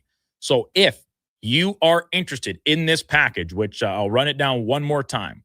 So seating for 6, priority VIP seating, a drink for everyone at the table, Butter Bud Light, kettle chips, Entry into the draws that they'll be doing throughout the course of the game, which includes a $3,000 home entertainment system, NFL swag, giving away a jersey, and everything else that, of course, comes in hand with enjoying a game at First Round. Donovan, I've talked about it with you plenty of times before, but I'll never get shy about bringing it up again. You watch every Oilers game at First Round. I do. Right here on Bourbon Street. The service, second to none. Now, listen, you and Andrew Walker are special cases. You guys are treated like gods down there. But I will say, even I show up sometimes when I'm filling in for Walker, and they just, so it's no change. They treat me just as well, even though I'm just Joe Schmo off the street, which lends itself to the notion that doesn't matter who you are, doesn't matter what you're there for, what you're having, what you're drinking, what you're eating, what you're watching. The service is second to none down at First Round. The food's great. Our buddy Mark Levers of Kevin Karius' Fantasy Football League, of course, calling the shots down there. He'll make sure you're well looked after as well. So our trivia question for this prize package, as decided by Josh and Donovan, who was the last player to have a pick six in the Super Bowl? Who was the last player to have a pick six in the Super Bowl? 1-833-401-1440 is how you can get your answer in. All correct answers will be put on the wheel. We'll spin it. We'll pick one winner for this package to watch Sunday's Super Bowl at First Round on Bourbon Street. It's a good question. I did have a little bit pushback in the commercial break. I maybe wanted to go a different direction, but I put my hands up. I say, hey, I told you guys to come up with it. They were in agreement. This is what they wanted. So a text in your answer if you want to have a chance to win this excellent package from our friends at First Round, and we will field those answers all the way through the 10 o'clock hour, and we will pick ourselves a winner maybe at the end of In or Out before we get to the top of the hour with Dennis Bernstein. They're already flying in. A couple correct answers so far. The last player to have a pick six in the Super Bowl. Now, the rest of the text line, while those all flood in and continue to push my stack down a little bit here and make it difficult to keep up on everything, lots of Oilers texts here still, Donovan. And the frustration seems to be relatively spread out. But after Speck's comments about Paul Coffey, that has drawn a particular interest from listeners and texters. Jana, longtime happy listener, says, didn't Paul Coffey choose to stop coaching himself? I was always under the impression it was his decision not to coach, not Chris Knobloch's. Well, Jana, you're sort of correct, is my understanding of the situation, is that when Paul Coffey first took the job, Kevin Karius had a one-on-one conversation with him in which Paul Coffey said, I'm doing this for this year. And that was when Chris Knobloch was hired, right? After Jay Woodcroft was let go and the staff was shuffled around. So Coffey was brought aboard for a little calming influence, and it was pretty evident, right, on his impact on the blue line. Guys seem to have more confidence with the puck, not necessarily afraid to make mistakes, might be a good way of putting it. Because, listen, when you got a Hall of Famer, one of the best to ever do it on the back end, standing behind you and giving you reassurances, I have to think that that would be a little bit of a boost to your group of defensemen. Now, he said at that time, I'm doing it for this year. This isn't my specialty. I'm not a coach. Helping out these guys to stop as a stopgap. Now they go to the Stanley Cup Finals. They come up just short, and it seemed like he caught a bug a little bit, and that bug being enjoying coaching at the NHL level. So he comes back for season number 2. They go back to the Stanley Cup Final, come up short again to the Florida Panthers, and then after that, Chris Knobloch decides to put a little bit more of his own stamp on this coaching staff. Now, there was no official, dictation about the choice, if it was Paul Coffey's or Chris Knobloch's, but we're led to believe by some reporting that they didn't see eye to eye on all things, and Chris Knobloch kind of decided, all right, I'd rather have my guys here than have Paul Coffey continue on the staff. But perhaps Paul Coffey also said, I've had my fill. This was fun. I'm ready to get back to this very well-deserved retired life and serving as an advisor to ownership, essentially, Daryl Cates. So it's that's the story, Jana, essentially. Now, Lance, our good friend, he texted in, said, I'm a little rattled by Speck saying this team is openly asking for Paul Coffey. I just asked Lance to clarify a little bit in a text back, and he said, I just didn't think he would have been that important. It also feels slightly like being babies. Like, I can't eat my Kraft dinner without ketchup. Donovan, you seem like a ketchup on Katie type of guy. Hell to the no. Are you anti-ketchup overall or just on Kraft dinner? I like ketchup, but it has a time and a place. It doesn't belong anywhere near mac and cheese. End of story. It's weird. When I was younger, it was like automatic. Even if it was just like not Kraft dinner, any mac and cheese, like, oh yeah, a shot of ketchup in there. You don't need much, just a little bit. But now, listen, I couldn't tell you the last time I ate Kraft dinner, period. But even just mac and cheese, yeah, as long as it's good mac and cheese, I don't need it. The gooey, cheesy goodness, that's fine. It's one thing to put ketchup on like hash browns or, sausage, like breakfast foods type deal. But man, ketchup and you're very phallic focus this morning, Donovan, talking sausage after your earlier comments about Team Canada's upcoming lineup. But I digress. Jerry Carchidi. Probably saying that wrong. But Jerry says, I'd like to see what kind of drills Knobloch puts these guys through in practice. You know what they say, you practice how you play. No effort coming back. Okay. Well, this would have been a good question to ask a guy like David Schlemko about yesterday when he was in, because obviously been in NHL locker rooms, practices for a long time. Yes, they say you practice how you play. You want practice to be hard, but also this is the NHL. You're not rolling a guys out every time you lose a game with a bag skate the next morning. Is that warranted from time to time? I still think so. But if as a coach at this level, you're coaching grown men that are being paid more often than not millions of dollars to play this game. Your message can wear thin so quickly when you come out with the hooting and hollering, screaming, breaking sticks, putting guys on the end line, pucks away at practice, right? Like you're throwing it back to when you were playing minor hockey. That's different when you're coaching kids. And I'm not saying it's right there either, but the dynamic is absolutely different. So having the occasional outburst of emotion is valid and it can be very effective, but we've seen it. Coaches that tend to do it overly frequently, that wears thin and suddenly your shelf life becomes a lot shorter. That's not Chris Knobloch's MO. His style and his impact on this team behind the bench, not saying about practice. I'm not at practice. I'm not down there. I'm usually still on the radio, as a matter of fact. But his thing is calm, cool, and collected. You hear it when he speaks to the media, and that can at times rub fans the wrong way because he just seems like he's too nonchalant. But if you listen to Chris Knobloch speak, he's not just throwing out cliches for the sake of nothing. He's often quite measured in his answers. He'll take a moment after a question's completed by a member of the press to think about what he's going to say. It's not just a canned, we got to get pucks in deep. We got to work harder. We got to bang more bodies.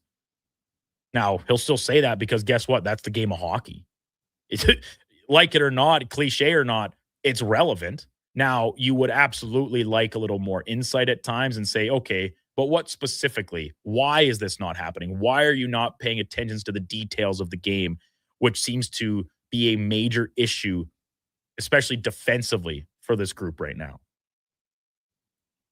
I don't have an answer, but that's just how I see it. And like that's Chris Knobloch's MO. And to Speck's point about Paul Coffey, man, yeah, I'll be honest. My take on that is that if Paul Coffey were to come back and be back on the bench for this team out of the Olympic break as an assistant coach, Chris Knobloch's leash just grew about 10 times shorter. Because that tells me that Chris Knobloch already decided that Paul Coffey's not going to be part of his staff moving forward. That decision at that time is likely coming from above. How short do you think his leash is right now? I don't really think it's that short. I think that this team, this organization, and their propensity for turnover, and I don't mean turnovers on the ice, turnover is in how many head coaches they have gone through in the past 10, 15 years. It's outlandish. You chose to bring this guy in. And when I say you, I guess I mean not Stan Bowman, but Jeff Jackson. Right? Yep. You chose to bring this guy in a midseason hire. You went to back-to-back Stanley Cup finals. Is that on the back of having Leon Draisaitl and Connor McDavid, Evan Bouchard? Certainly helps. But you can't get there without good coaching and adjustments. And think about this. How many times over the past 2 years have we said, man, Knobloch just knows how to push all the right buttons on this team? Lineup decisions, swapping guys in and out of spots on the lineup. Sometimes we'll see the formula at morning skate and be like, what is Chris Knobloch thinking? And then we watch the game and say, man, this guy's got the perfect pulse on this team. That was then. This is now. And right now, I'm not sure those same things can be said at the present. But I'm also, with that in mind, I don't think you throw the baby out with the bathwater and immediately say a coaching change will fix what ails this team in its entirety. It's a flawed roster. And he, like so many coaches before him, have fallen into this trap of being like, all right, Connor Leon, you're out there every second shift, and that's the only way we're going to win the hockey. Do you see it different, Donovan? You think that he is on increasingly thin ice here? No, I don't think he's on thin ice here, but I would say, like, if the Oilers can't fix their defensive woes post break here, you got to think that leash is going to start to tighten up a little bit more. Well, that's because he's a defensive minded coach. That's what I'm kind of saying about the re-edition of Paul Coffey, if it were to happen. At that point, that tells me that the leash is not short, like it's being held at the collar. Yeah. I would 100% agree with, and we'll see where this thing goes from here. But man, like, they need to, for a guy who's been kind of preaching defense through his whole Oilers tenure as coach, man, I'm stunned with how bad their team defense is. BC Oiler on the text line, 1-833-401-1440. He wants higher than that. He says Bowman has already proven to be incompetent. Fire him before the trade deadline, so at least that is a chance of being done right. Okay, well, BC Oiler, what do you view as being done right? Because it's been a bit of a mixed bag from the fans on that side too already this morning, and you know, a couple days, weeks previous. There's already people ready to say cancel the season, mail it in, sell, which is, I'm sorry, that's not going to happen. The team's second place in the division, a very weak division overall, but it's still up for the grabs. They could easily win it. They could also easily fall into a wild card spot and have to face probably the Colorado Avalanche in the first round. Which, when you compare, say, a team like the Avalanche to other of the top contenders, Minnesota and Dallas in particular jump out, right? They've already beat Dallas twice. It's mostly the same Dallas team. Now, they have a new coach, who, by the way, has a pretty good insight on how the Oilers operate. Having been their assistant the past couple of years, might have a little extra intel on how to defeat them, which we've seen them do in the regular season this year. And the Wild, those are two teams that have not yet had the playoff experience and the wherewithal or tendency to dial it up when the games matter the most. That is really the only final redeeming quality we can say about the Oilers. You mentioned it, Josh. You saw a clip of Jeff Merrick from DFO on, I think, a Nation Network program, talking about he's not worried about the Oilers in the regular season because they know how to turn it on at playoff time. That is true. But right now, it is worth considering they have to get there. And in particular, try not to find themselves playing Colorado in the first round, because that makes life a lot more difficult than it would need to be should they find a Pacific Division matchup. And also should they emerge victorious, mean a second round date with likely one of Minnesota or Dallas, which is also difficult. So it's not going to be easy. I think the no playoffs thing is getting blown out of proportion this morning. I'm very confident this team is still going to make the playoffs. Do not mistake me. But I'm just reading them as they're texted in here, Dom, and you can see them all too. Oh, buddy, I know. But this right now, like some people are acting like this is not a pillow fight for the Pacific Division right now. This is a pillow fight. Everybody's kind of just they're all trying their best, but they're all not good enough right now. They're all just kind of limbering around in the mushy middle of the NHL, and it looks like nobody truly wants it. Like the Golden Knights that team's not good. The Oilers don't look any good right now. The Kings, I am super out on that team. I don't think the Sharks are ready. Your Ducks look good at times and bad at others. I don't know what to make of this division other than to say it's going to be a pillow fight to the end. Daryl says Ken Holland, that is driven to beat the Oilers in the playoffs. Yeah, I have to think there'd be a little extra motivation for sure. Why wouldn't there be? He wanted to keep carrying on, and the Oilers said, "Thank you for your service. We're ready to go in a new direction." DD from Border City, his leash just grew 10 feet shorter. LMAO. Didn't you know you could grow and shrink at the same time? LOL. Interesting. What are you like? Were you in the pool? Dr. Dick Richard, Knobloch is out of ideas he never had, but let's not forget about Bowman. Total bust of a GM. Only had success riding other GM coattails. Hell of a cover-up man, though. Well, okay, Dr. Dick Richard. I mean, when Bowman got hired, that was a resounding sentiment from around this city, is that this is not a good GM, and he simply reaped the rewards of what Dale Talon sowed in Chicago. That is true to an extent. Like, a lot of the good players were already drafted, but it's not like they were a bunch of 10th rounders. I mean, like, Jonathan Toews, 3rd overall, Patrick Kane, 1st overall, Duncan Keith, a little bit of a later pick for sure, but that preceded Dale Talon. Stan Bowman did oversee the maneuvering of a salary cap world that kept the Blackhawks competitive and won 3 cups in 5 years. He took over in the first year of that. Don't immediately dismiss what he accomplished just because there was a lot of good pieces in place when he got here. Ken Holland, when he got here, what did the Oilers have? 2 of the best players in the world. How many Stanley Cups did he win? 0. 2 cup finals, but 0. Or 1 cup final, I suppose, right? So, yeah. He didn't have a lot to work with when he came here, though, in terms of that roster where it was at. I mean, no disrespect to a guy like Riley Sheehan or a guy like Josh Archibald, but these were like players that were asked to do substantially more than they were capable of at times. And sometimes he delivered, sometimes he didn't. But man, like you look back at that roster when he took over, there's a lot of guys who you look at and say, oh, I forgot about him. Right? I mean, for sure. It's the class, like name a random Oiler, just like for fun, like a social media trend.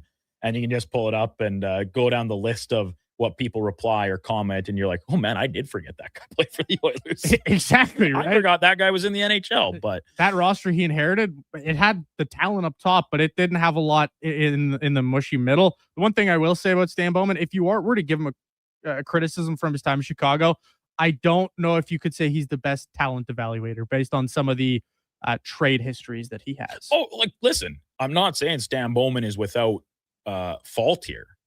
Look at some of the moves he's made, and like I said, in talent evaluation. And another thing that he did in Chicago that really hampered them moving forward and kind of set them back into the rebuild that they're coming out of now was bad contracts given to players for what they've done rather than what they're still going to do. And it's not worth dismissing, but it's also not worth dismissing that he did make good moves to keep that team competitive and keep things moving along, that they won 3 cups in 5 years. He didn't just win back-to-back cups off of the heels of what Talon did and then ride off into the sunset. He had to make moves. He had to tool, all those things. So, listen, this goes to management, this goes to the coaching staff, and this goes to the players for the Oilers to take this Olympic break and figure some things out and try and right the ship when they head on the road at the end of the month. When we come back, we're going to go in or out with Donovan. The list has been sent to me. I can't wait to dive into it. And our trivia question for a chance to win table 6 seats at Sunday's Super Bowl watch party at First Round here on Bourbon Street. The last player to have a pick 6 in the Super Bowl. Lots of correct answers. 1 incorrect answer. An insane incorrect. Coach Al, Zach Ertz does not play defense, and as a result, I'm not sure how it would acquire a pick six. But good try. I'll give you a free pass to send in a second answer if you so choose. But that's the question. Last Super Bowl player in a Super Bowl, to have a pick six. We'll give that away here approaching 10 o'clock. But it's in or out right after the break here on the Kevin Karius Show on Sports 1440. Brandon Douglas, Josh Fenwick, Donovan Paulson, all in studio with you. You can watch us. We're streaming on YouTube, X, Facebook, Instagram, and Twitch. Hi, Mike here from Northgate Chevrolet Buick GMC. Free trips, free iPads, a barbecue, a wood stove, the #1 dealer in the world. What? Who cares? How about no pressure, a great deal, finance rates as low as 0%, great values you can be happy with, and an indoor showroom. And we're pretty good people.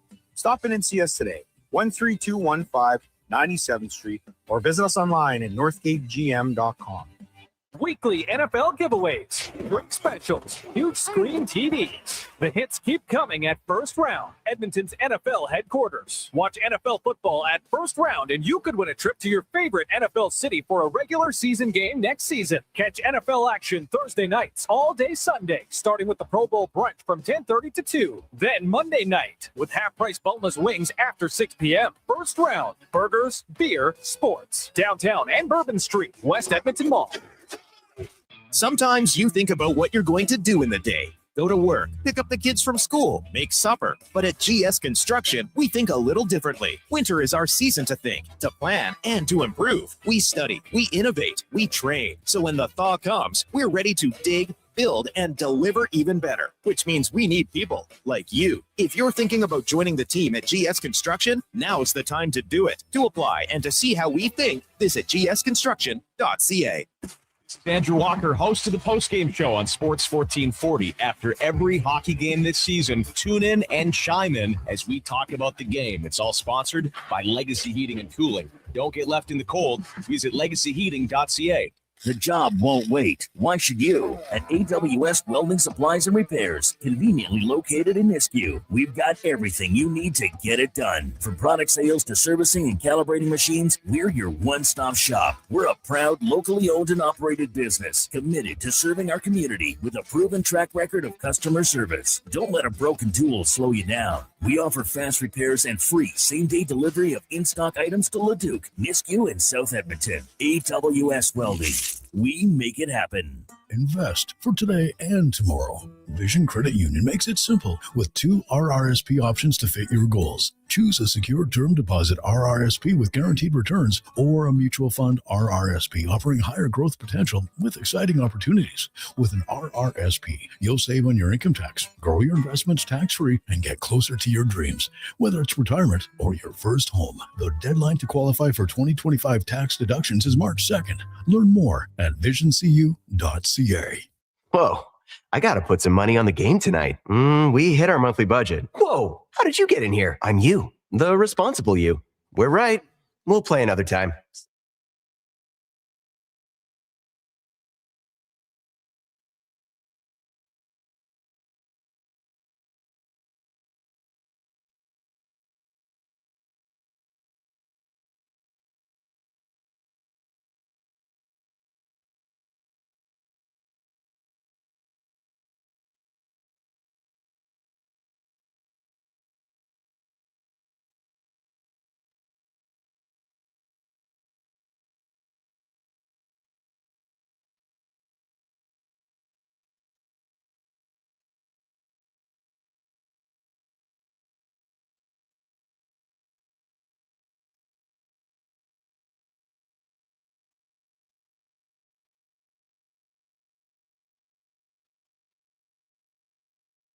Just in time for the morning skate.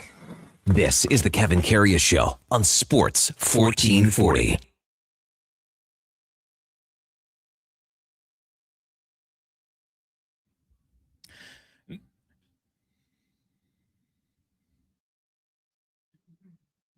$9:45. Welcome back.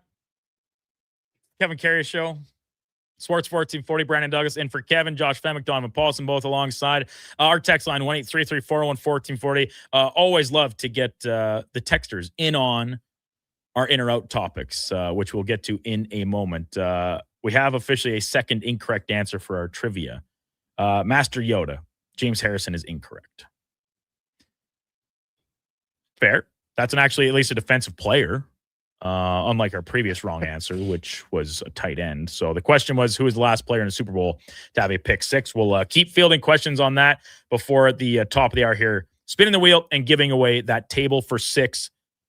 A couple drinks, kettle chips, entry into all the great prizes, and, of course, watching the game with priority seating at First Round right here on Bourbon Street. But right now, it's time for Are You In or Are You Out?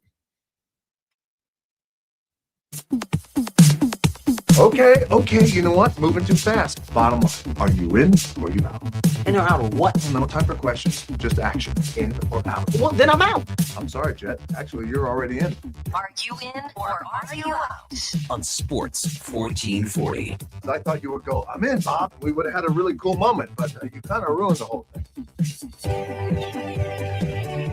Donovan, just before I turn things over to you, I want to correct myself and thank you to Richard. Chicago won 3 cups in 6 years. Yes, that's correct. I kept saying 3 and 5 years. Of course, 2011, 2013, and 2015, that's actually 6 seasons. Not my simple mind immediately just being dumb and wrong. And 2010 to 2015 is 6 seasons, not 5. But so thank you, Richard, for the correction. Donovan, what do you got for us this morning? First up, at least one Oilers coach will be fired between now and the offseason. So, like, that the start of the offseason, just mid-off season, whenever, however you want to take it. Will be fired between now and the, we'll say, end of the offseason, whatever. I suppose I could be in on this because essentially, unless the Oilers win a Stanley Cup, something could be changed. And if they don't win the Stanley Cup, the nature in which they don't could lend itself to change.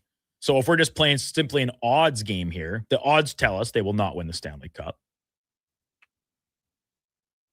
And as a result, something may be done. Now, can I see a change to the staff, someone being fired before the season is complete? I might be out on that, but at the conclusion of the season and in the immediate aftermath, yeah, I'll take my chances and say in. The way the team has defended, I think you can probably guess which way I would go there, but man, there might be a little defensive coach style change the way it's looking right now. But obviously, plenty of time to turn it around post Olympic break. Off to number 2. The way things are looking right now, I'm saying the Oilers are 3 key players short this year. 3 key players. I might be out because I think 2 players would do the trick. Now, that is a lot to ask for because the key players I'm talking about don't grow on trees, and when they do, teams aren't usually willing to give them away. I sincerely think that this team still needs another top 4 defenseman. And moving Jake Wallman back to his left side, and whether he's your second pairing guy or Darnell Nurse is your second pairing guy on the left side, deduce that however you want. But an actual right side defenseman to play in the top 4 as a defender. You have that in Matthias Ekholm, whose play has obviously gotten a lot better through the course of the year. He's still not without his mistakes. Listen, it's the NHL. Everybody makes mistakes. But his improvement from the start of the year coming off that injury, it's been exponential. He looks much more like the guy that Oilers fans have grown used to seeing the past couple of years. Outside of that, like outside of your top pairing, leaves a lot to be desired in how the way the defense plays. So that makes sense. And then I'm still at the forward group. I think you need, like, you have all these bodies. You've got quite a few good ones. You need either a top line, bona fide scoring winger, preferably with some size, or a third line center that can, be a bit of a utility guy for you. So one or the other of those I'm fine with. And as a result, I'll be out because I think you just need 2. You don't necessarily need all 3 of those things I just laid out. I think you're going to need, obviously, the defenseman. I am right there with you, Duke. That is absolutely right now the way I'm watching this team. They look like they really need some help back there. And to me, I mean, you can poke holes in a lot of guys' games back there right now, but I'm not convinced that Spencer Stastny, the way we've seen him play, like I don't like the box outs. I don't like a lot of what I've seen from his game of late, but I've also don't like what I've seen from Wallman. He's really struggled since coming back from injury, in my opinion. Coming back from injury, the start of the year, he was maybe the team's worst defenseman. Also that, but since coming back of late, he's been pretty poor.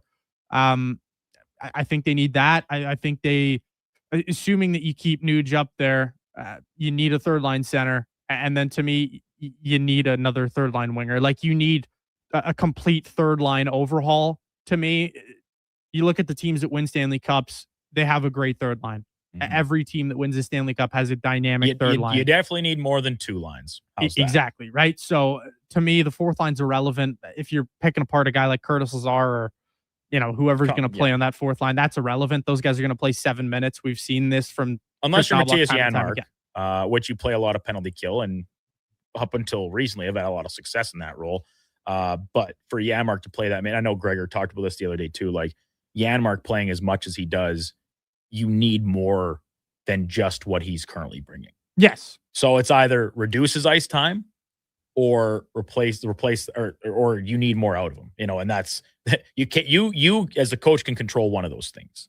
Exactly. And there's no reason that he should be playing as much as he is right now when you're playing a guy like, Curtis Lazar or whatever, those fourth line guys, like 7.5 minutes, 7.5 to 8.5 minutes. Like Matthias Janmark needs to be in that same world. I think this Oilers roster looks very thin come that third line right now. Off to number 3. I'm saying despite the Artemi Panarin trade yesterday, the Kings will still be destined for mediocrity and will be a non-playoff team come next season. Next season. You're not saying this year. Not this year. I'm saying mediocrity once again this year. Post Anze Kopitar. But yes, post Kopitar, they will miss the playoffs next year, but they will be continued mediocrity this year. I'm going to be out. I think this Panarin ad is very good. I really do. Like you're talking about point per game to 100-point type guy. And he's not going to be playing with scrubs. Now, the Kings are a very offensively challenged team. We've seen that for several years consecutive. They prefer to play away that a style, a system that does not lend itself as much to offensive production, but getting a legitimate scorer will help. Now, next year, if we're talking, Anze Kopitar is still a very good player. He's not a perennial Selke candidate, point per game guy or whatever anymore, but he's still very effective. So he will be a loss. Now, what did the Kings do with that? We know Ken Holland's aggressive. I could see the Kings being active this summer to try and replace him. So at this point, without knowing what the offseason has in store, I'm not ready to throw them out for a team that has consistently been, even if they're mediocre, a playoff team.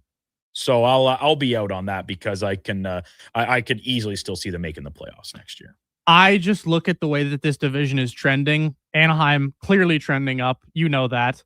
And I think the Sharks are trending up in an astronomical way as well. They are. I look at the Kings and you see so much old. You see so much mediocrity. You see so much. Like they look like they're falling off. Quentin Byfield to me. I mean, the expectations were so high coming out of the draft. The expectations have been so high for years now.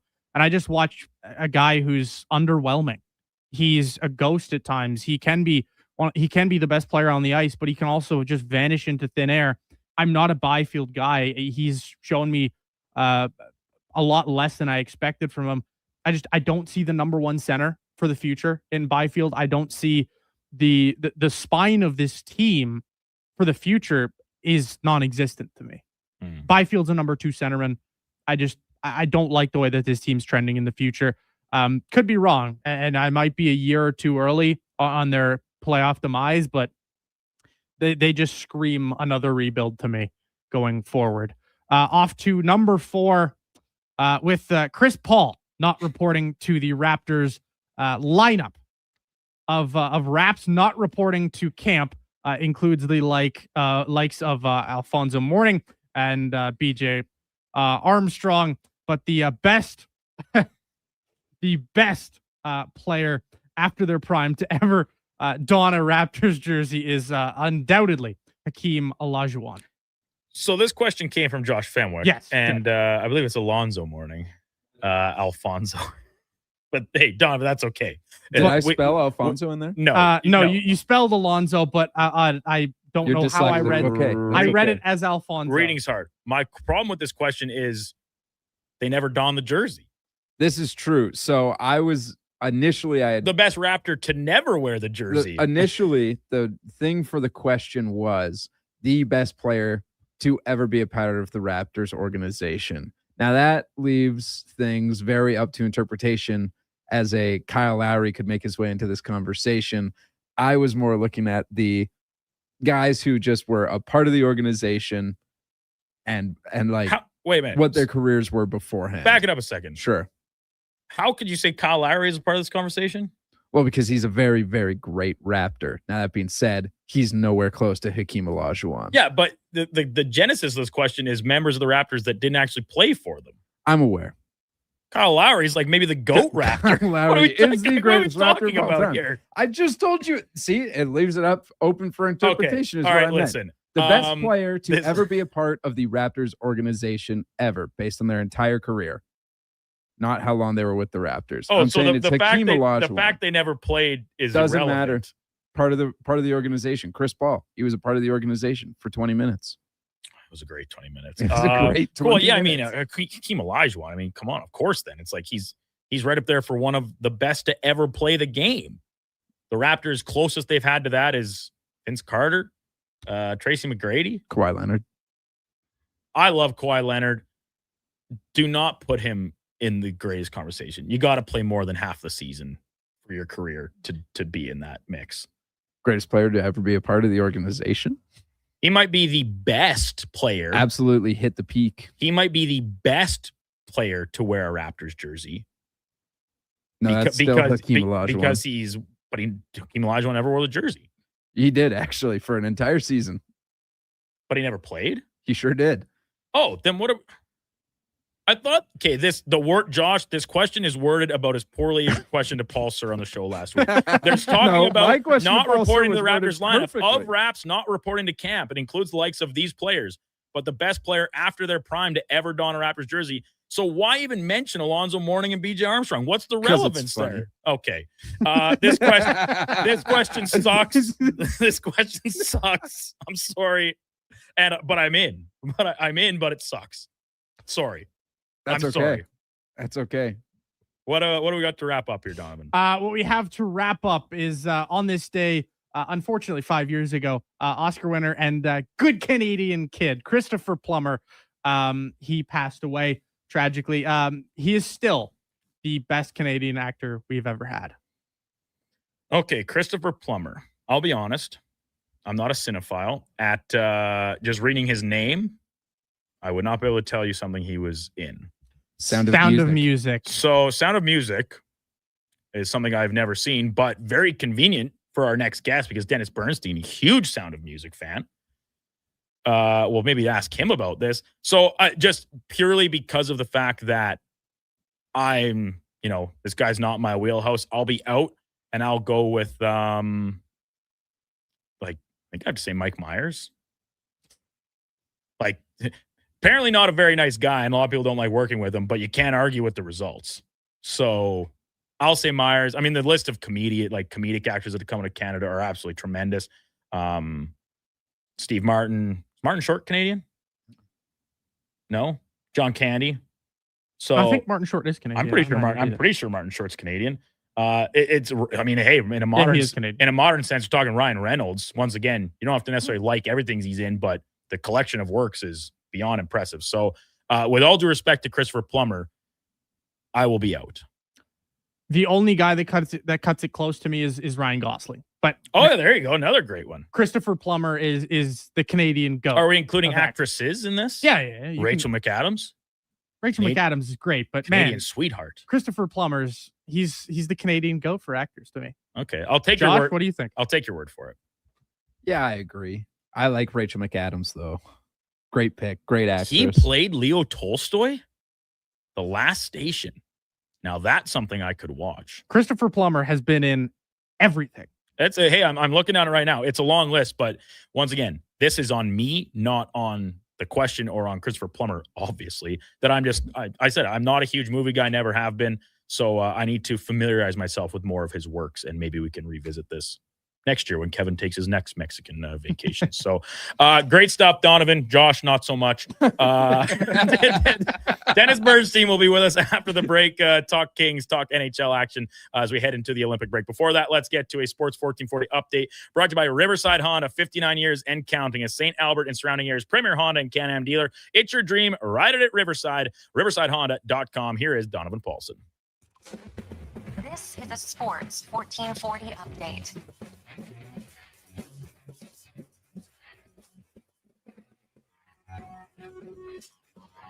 NHL action tonight. It is the Rangers hosting the Hurricanes. The Sens, they are in Philadelphia. The Buffalo Sabres clash with the Penguins. It is the Caps and Preds, and the Islanders are in New Jersey. In case you missed it this morning, Jonathan Huberdeau going to miss the rest of the NHL's regular season after undergoing hip surgery. Coming up right after the break, we've got Dennis Bernstein from the fourth period. I'm Donovan Paulson. That is your Sports 1440 update.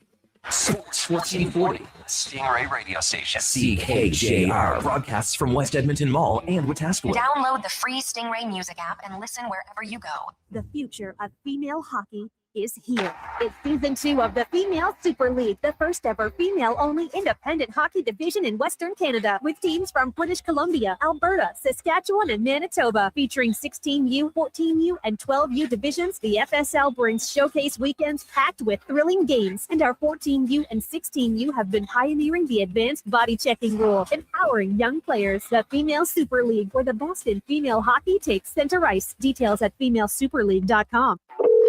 Hello. You're never going to believe this. Booster Juice called your name today. You can get a free smoothie or acai bowl. No way. Heading there now. Oh my gosh, you and my brother had the same name. Okay, I'm calling him next. I'm hanging up. Booster Juice Names of the Day is back. 2 names are selected each day, and if your name matches, you can get a free smoothie or an acai bowl. Watch for your name on the Booster Rewards app and social media. Must be an app member to qualify. Booster Juice, Canadian born, blending since 1999.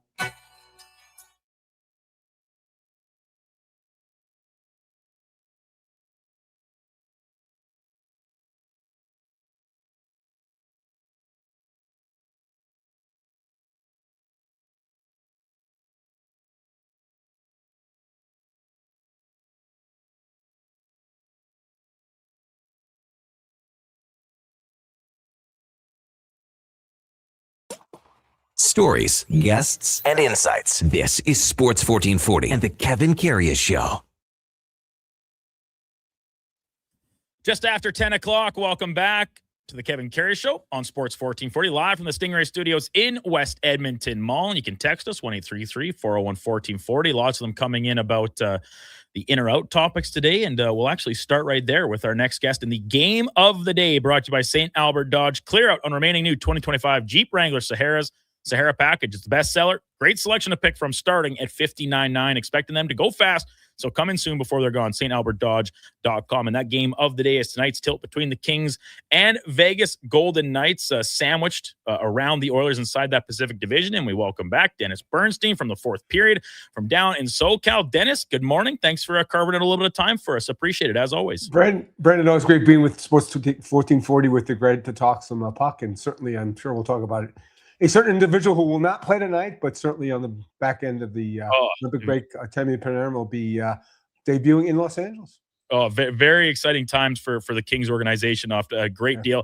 Before that, Dennis, we have our little in or out segment every day, and I'm not sure if you caught the very end of it. I know you were waiting in the room there in the video call, but the question was this day 5 years ago, good Canadian kid Christopher Plummer passing away. Donovan saying still the best Canadian actor we've ever had. And the reason I want to bring it up with you, of course, is your affinity for the sound of music, which is one of Plummer's most well-documented. Wow, you did your research, Brandon. Yes. Well, listen, I remember you talking with KK. I can't remember if it was last summer or the one previous, where you were going over to Austria to go check out the scene with your better half and all that jazz. So what do you say? Christopher Plummer, best Canadian ever?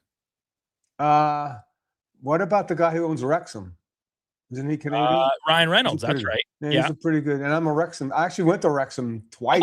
Went to see guys. So I finally saw a game this year. Last year we didn't know the schedule, so we kind of screwed that up. So, but from a classic standpoint, yeah, Christopher Plummer. Yes, we did go to Austria, to Salzburg. I actually worked for Red Bull, which is also based in Salzburg. But we saw the Sound of Music Castle. We did the Sound of Music tour. They sang on the bus, even though I didn't really sing. But my wife is a huge Sound of Music fan, BD. But it's a beautiful country. It was a great countryside. It was a really cool visit to do in the summertime to get away from all the hockey that I do during the year. Yeah. Awesome. Good stuff. Dennis Bernstein from the fourth period with us here on the Kevin Karius Show on Sports 1440. Brandon Douglas in for Kevin this morning and the remainder of the week. So, Dennis, the big news yesterday coming in just under the wire before the roster freeze here heading into the Olympic break.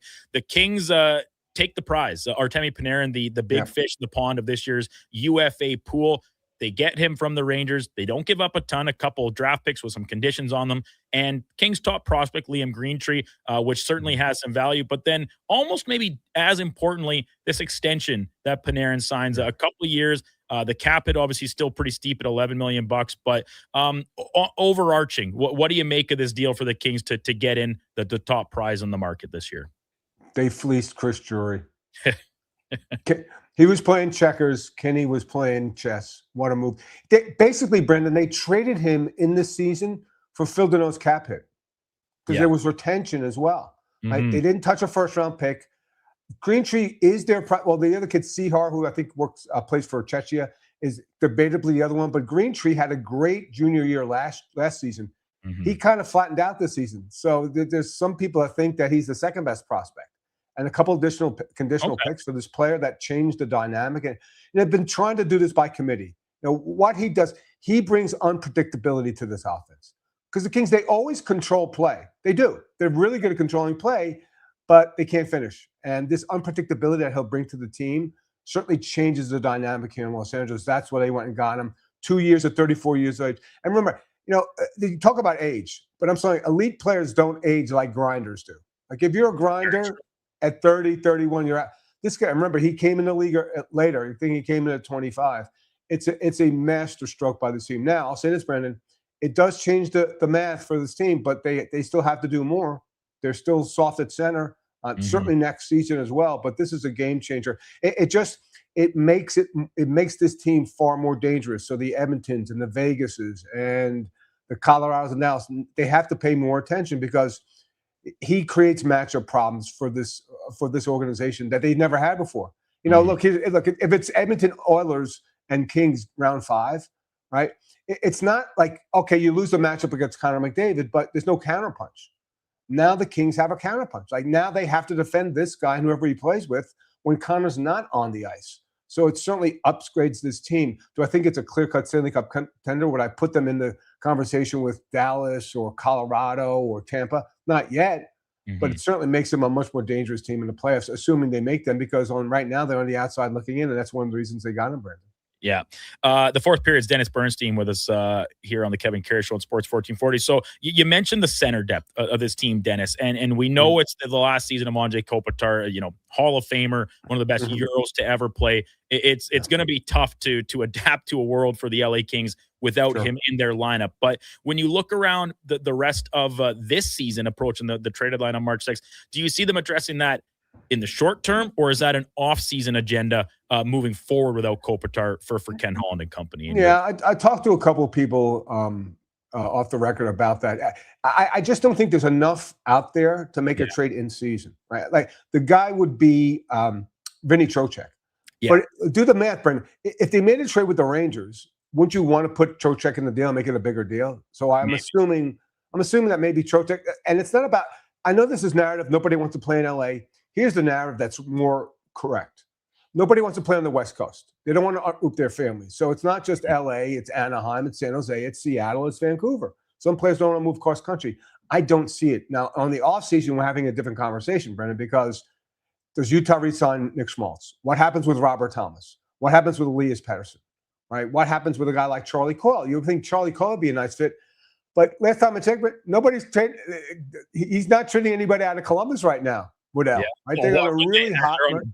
What a run they're on, right? So I think that they're going to have to, because Quentin Byfield has to figure out the center position.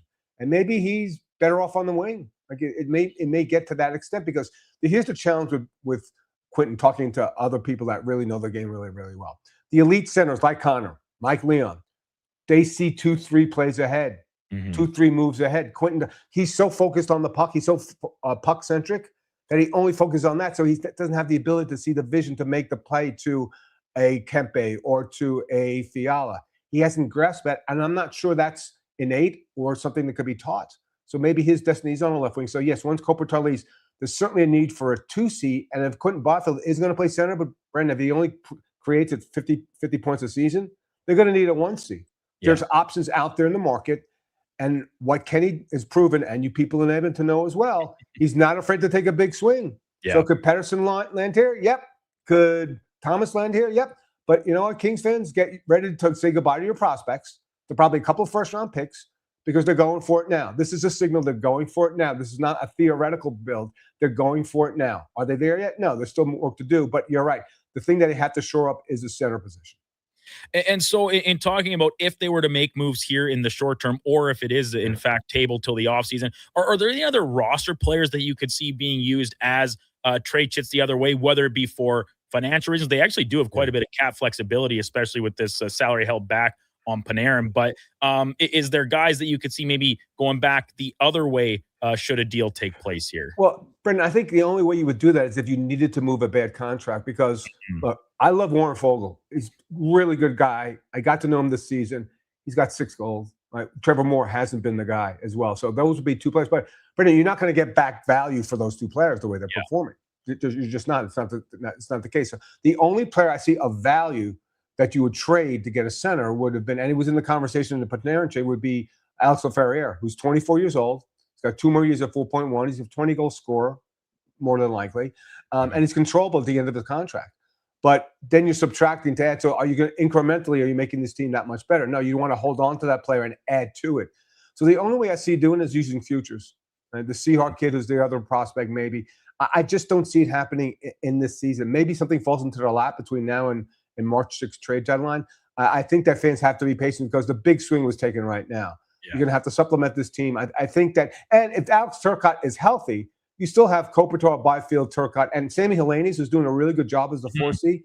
It's good enough. Does it match up against Edmonton or Vegas in the middle? No, but there's other ways to beat these teams. And one of the reasons is you have now a play-driving player on the wing, something the Kings have, I don't think they've ever had. You have to probably go back to Ziggy Palffy to have that type of player on the wing. It's a massive move for this team.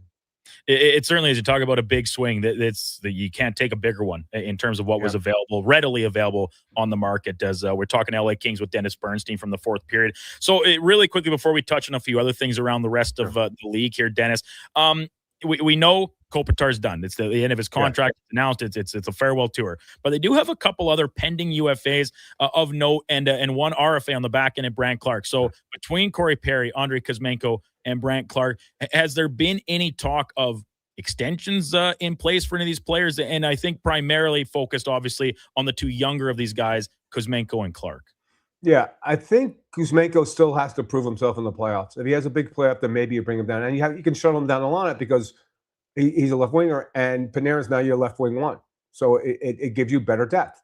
And he's starting to wake up again. He had 2 power play goals last night. So he might finish with 18 to 20 goals. So and you need if you're going to play off the rush because Panarin's there, then you need a player like that who can score off the rush. So that would be a move for them. Corey, I think it's totally dependent on how they do in the playoffs. Okay. Because he's been good enough. But he is a 4th-line player. He had that great stretch when he came in. I said, wait a minute. He's not going to score 25 goals. The pace he was on. I think that's the exact same conversation we had here in Edmonton last year. He kept it up almost all year. He did. I think maybe one more season. Brandt Clarke, Kenny was asked about Brandt Clarke. There's no rush on Brandt Clarke. He's restricted at the end of the season. I would think a bridge contract, maybe $5 million, because again, the way they've run their offense, it's muted his offensive production. The numbers aren't there to warrant, let's say, $9 million like Luke Hughes got or anything like that. But now with Panarin, if I'm his agent, I'm like, wait a minute, I got 2 years with Panarin, this offense. I want to take a bridge deal because my numbers will probably get much better with Panarin in the lineup and whatever ads they make. So I'm the agent. I'm not rushing into a long-term deal because I think there's more gold to be had 2 years from now if the offense improves like people think they will. Dennis, around the rest of the league here as we head into the Olympic break, anything in particular jumping out at you? I mean, you just mentioned obviously Columbus's win streak. The Central Division continues to roll along. Minnesota and Dallas are closing that gap on Colorado in pretty short order here with the Avs in a what can be called a skid by their own standards. But anything else really jumping out that has had your attention here in the last couple of days of the pre-Olympic schedule? No, you brought up a great point, Brandon. Like I was saying throughout the season, the league is one team and 31 teams. It looked not that way. Dude, it's not. They're in trouble. You watch them play, even last night, they're not playing well. Bednar should be worried. The fans should be worried. It's not going to be a walkover. And especially, look what Quinn Hughes has done for Minnesota, Brandon. It's crazy. I mean, I asked Joe O'Donnell, who's the play-by-play guy for the TV for a while. I said, why is Brock Faber scoring all these goals all of a sudden? He said 2 words, Quinn Hughes. That's how. And I have a vote with respect to the awards. I have McCarr's as Norris. I might change my vote. I mean, Quinn is just unbelievable. The East, look, I said this before. Dan News has done a great job with the Pittsburgh Penguins, but after dressing up like Tony Montana and your team is a 7-0, and they get hurt, and every guy gets hurt on that team, John Cooper's done an amazing job. They're clear-cut the best team in the East. Will they be healthy enough? I think that's the one question I want to ask this team, but they are so good. It's this great organization. And who's not rooting for the Buffalo Sabres to get to the playoffs? I mean, really? Like, no, then I guess you don't root for Santa Claus and the Easter Bunny, too. It's been a great season. Now, the one thing, Brendan, what they have to do, they can't let Alex Tuck leave. They can't. It sends the wrong signal to the fan base. There's so much good. There's so much goodwill. The building's full again. They're playing exciting hockey. I saw them in Tampa. Yeah, they lost, but they lost in overtime. This is a legit team that could do some damage. Like, if I'm Carolina, I played them in the first round, I'm a little worried. Like, so you got to let Alex Tuck go. So there's a lot of great stories. And I'll also throw Marco Sturman to the mix with respect to the Jack Adams, because that team, when you looked at that team on paper, and still, they're not that good. Yeah, they took a tough one the last couple of nights in Florida. But that's a team that's really surprising. So I just think that Tampa's clear cut in the East, but it's going to be these playoffs are going to be really, really interesting because there's so many unknowns. Like, what's Montreal going to be in the postseason? Detroit hasn't been there in a decade. Like, are the Penguins really going to stay elevated? What's happening with the Islanders? Did Carolina go get a center at the deadline? So there's so many great storylines, Brandon, going down the stretch. That it's going to be an exciting, and for different reasons, right? Clearly, there's better competition in the East and the West, but it's close in the West. Like, we legitimately, I think that my biggest takeaway is we could have 4 playing games at game 82 for the wild card spots. Yeah. It's that close in both conferences, which is great. It's great for the fans. It's great for the competitive balance. And I think it's just been just another enormous season as we get to the playoffs. And Dennis, going back to Buffalo there, and I'm right there with you about rooting for them, and the fan base deserves it because there are some really good sports fans out there in Western New York. The Alex Tuck situation, if you're Jarmo Kekalainen and you're comfortable taking him as at the risk of losing him for nothing, if you can't get an extension done here past the traded line for the reasons you just said, that you got to show that you're remaining competitive and committed here. He's from Syracuse, New York. He wanted to be there. When they traded him, he didn't grouse, I'm going from Vegas to Buffalo. He wants to be there. He's been a productive player, right? Like, what are you doing? Like, you have to, like, with LA, with Kempe, they had to keep him. It's the wrong signal. They have to keep this player. Is he Tage Thompson and Dahlin? No, he's not. But he's a compliment. And if it costs you $11 million a year to sign the guy, so what? Like, make it up on the back end. You have young talent that you're not paying right now. And really, everybody else has gotten paid. So that they have to do it. They're forced to do it because then, you know what people are going to say? It's the same old Sabres, and they can't afford to do that right now. There's too many good things going on with that team, that organization right now. But I don't know, Brendan, could you say Kevin Adams is the GM of the year now? I guess you can. It's great. It's crazy how something as simple as that, and listen, call it just circumstantial that as soon as they move on from him, Jarmo hadn't made any groundbreaking moves to change his team around, but all of a sudden it did kind of fall nearly hand in hand with the change at the GM position. Dennis, love our conversations as always. Enjoy the Olympic break. We'll look forward to catching up with you again in very short order, I'm sure. Take care. Yeah, great spot, Brendan. Great being on Sports 1440. Thanks for the time. Enjoy the break. Dennis Bernstein, the fourth period down in LA, day to day with the Kings, but of course, league wide, great insight and coverage from Dennis, David Pagnotta, Sean Hutchin, and the rest of the crew at the fourth period. When we come back, our friend from Santa Clara, California, Tom Carroll with WEEI covering the Patriots. He is ready to rock and roll. The Pats have wrapped up their morning press conference. He will be with us right after the break here on the Kevin Karius Show on Sports 1440. Brandon Douglas in for Kevin this week. Got Josh Fenwick, Donovan, and Paulson both alongside as well. You can watch us. We're streaming on YouTube, X, Facebook, Instagram, and Twitch. Hi, Mike here from Northgate Chevrolet Buick GMC. Free trips, free iPads, a barbecue, a wood stove, the #1 dealer in the world. What? Who cares? How about no pressure, a great deal, finance rates as low as 0%, trade values you can be happy with, and an indoor showroom. And we're pretty good people. Stop in and see us today, 13215 97th Street, or visit us online at northgategm.com. McValue breakfast meals are $5 plus tax every day. Get a sausage McMuffin, bagel with cream cheese product, or breakfast burrito with hash brown and small coffee, all for just $5 plus taxes. Available until 11 a.m. at Canadian restaurants. Product availability varies. Prices exclude delivery. Ooh, girl, the way you touch that thermostat, it really turns me on. Like a heat exchanger, sensual phenomenon. Wanna play your favorite song when we turn the heating on like a legacy of love. Legacy Heating and Cooling keeps your Valentine sizzling hot. You can afford to shower your Valentine with affection because Legacy offers no payments and no interest for 1 year on your new furnace. And that's how you build your legacy of love.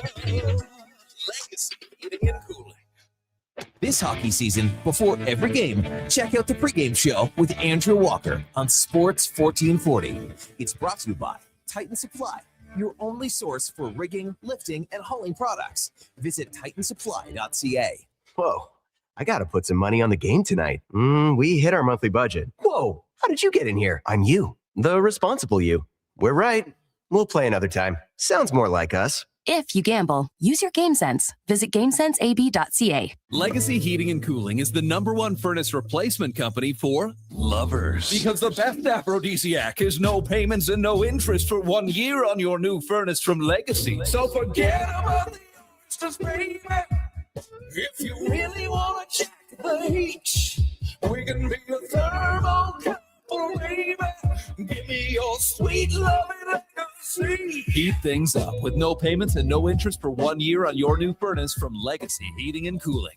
From the local rinks to homes and businesses across the province, Alberta's rural natural gas utilities are here to fuel life affordably, reliably, and safely. We're members of the Federation of Alberta Gas Co-ops, providing natural gas to keep our rural neighborhoods warm and connected every day. It's local, dependable, and it's ours. To learn more about the Federation of Alberta Gas Co-ops and our members, and how natural gas fuels your community, visit fedgas.com. Alberta's energy. Game on. From the locker room to your radio, Sports 1440 is Edmonton's sports leader. Real talk, big personalities, and your texts. It's interactive. It's fun. It's where Edmonton talks sports. Sports 1440.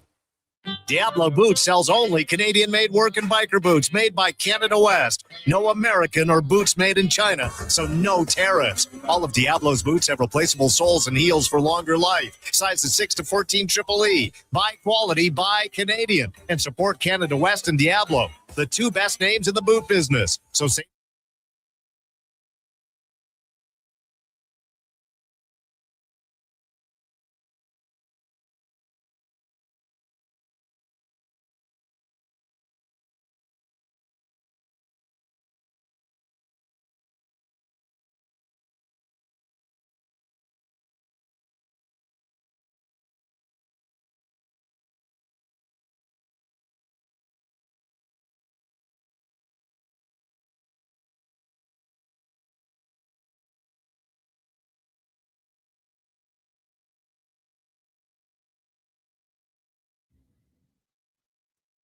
Do you play this player?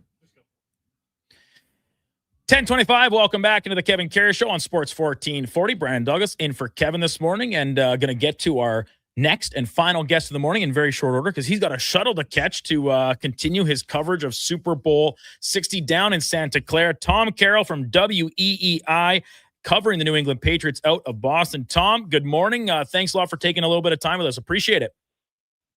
Yeah, happy to do it, guys. What's going on? Hey, we're as amped as anybody up here in Edmonton for this Sunday Super Bowl. A great rematch from just over a decade ago between these two storied franchises. What's your feel? What's your vibe been here during Super Bowl week down in Northern California and lead up to this game? To two teams that I don't know if many people expected to be here back at the start of the season.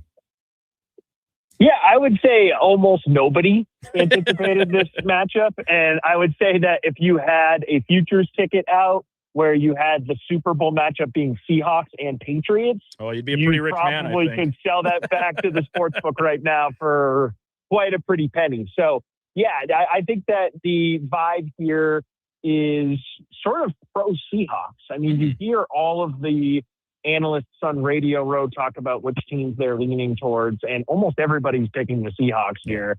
They have a really well-rounded team. I don't blame them for that. Yeah. But as someone that has covered this Patriots team all season long, I would just find it really hard to pick against them, considering they have met the challenge week after week after week, and they've gone from 4 wins to 14 wins. It's pretty remarkable.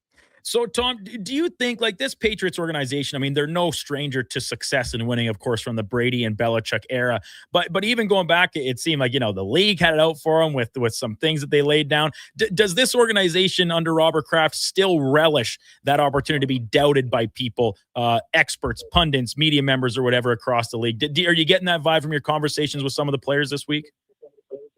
Oh, yeah, absolutely. They love being the underdog. They love the fact that they have been sort of doubted, quote unquote. All these other defenses get the credit when the Patriots defense has played fantastically this postseason. And it's really the primary reason why they've, are in this position right now, given where the offense is with their health and all that stuff. Tom Carroll from WEEI in Boston, covering the Patriots, our guest here on the Kevin Karius Show. So, Tom, that defense, I'm right there with you. It's been underrated all year. And as a Texans fan, I got a firsthand witness to it, what they did to C.J. Stroud in the divisional round. Now, Christian Gonzalez, he's obviously their best man on the backside of this. Is he going to be tasked singularly, do you think, with trying to keep JSN in check? Or what's the scheme, what's the game plan here for the Pats to try and limit what Jackson Smith and Jigba can do? I think that's up in the air at the moment. I think that there is a chance that you see them use a mix of both. Okay. I personally would like to see him go towards that man-to-man, just best on best. I think that would make for a really fun game. I think that JSN would probably get the best of Gonzo a few times, but you kind of just live with that, and you hope that your best corner can limit by far and away their best weapon. And then jumping up front here before we let you go, I mean, the quarterback, Drake May, he's exceeded all expectations in his second year. Seems to get, better and better when the moments get brighter. Just speak a little bit to his evolution from his rookie season to this one, and then even in this year, now ready to make his first start in a Super Bowl. Yeah, the jump has been absolutely fantastic, and it's been an absolute pleasure to watch. And the thing that's really been the standout from Drake's uptick here is the fact that he doesn't make the same mistake twice. And a lot of what you saw during his rookie year was a guy that was turnover prone, and look, he was running for his life in all of those games, right? Yeah. So the offensive line has played a lot better around him. The weapons around him are a lot better. The coaching is a lot better, and he's taken to all of it.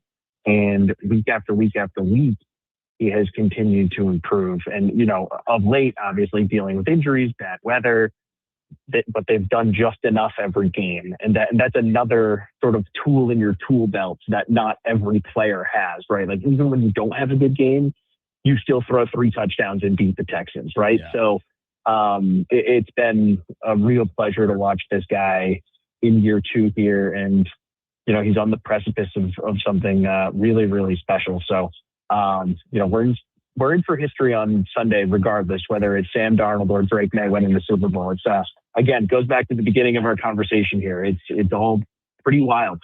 Yeah, the storylines are aplenty, and we're really looking forward to it. Tom, really appreciate your time this morning. Enjoy the rest of the weekend and, of course, Sunday's game as well. Take care, and we'll look forward to catching up with you again down the line here. All right. Thank you so much, guys. Tom Carroll, WEEI in Boston, covering the Patriots for that outlet. And quick conversation with Tom. He was just finished the press avail that the Patriots had this morning, and then was ready to get on the shuttle to return to, I assume wherever he's staying with the festivities down at the facilities wrapped up for the day.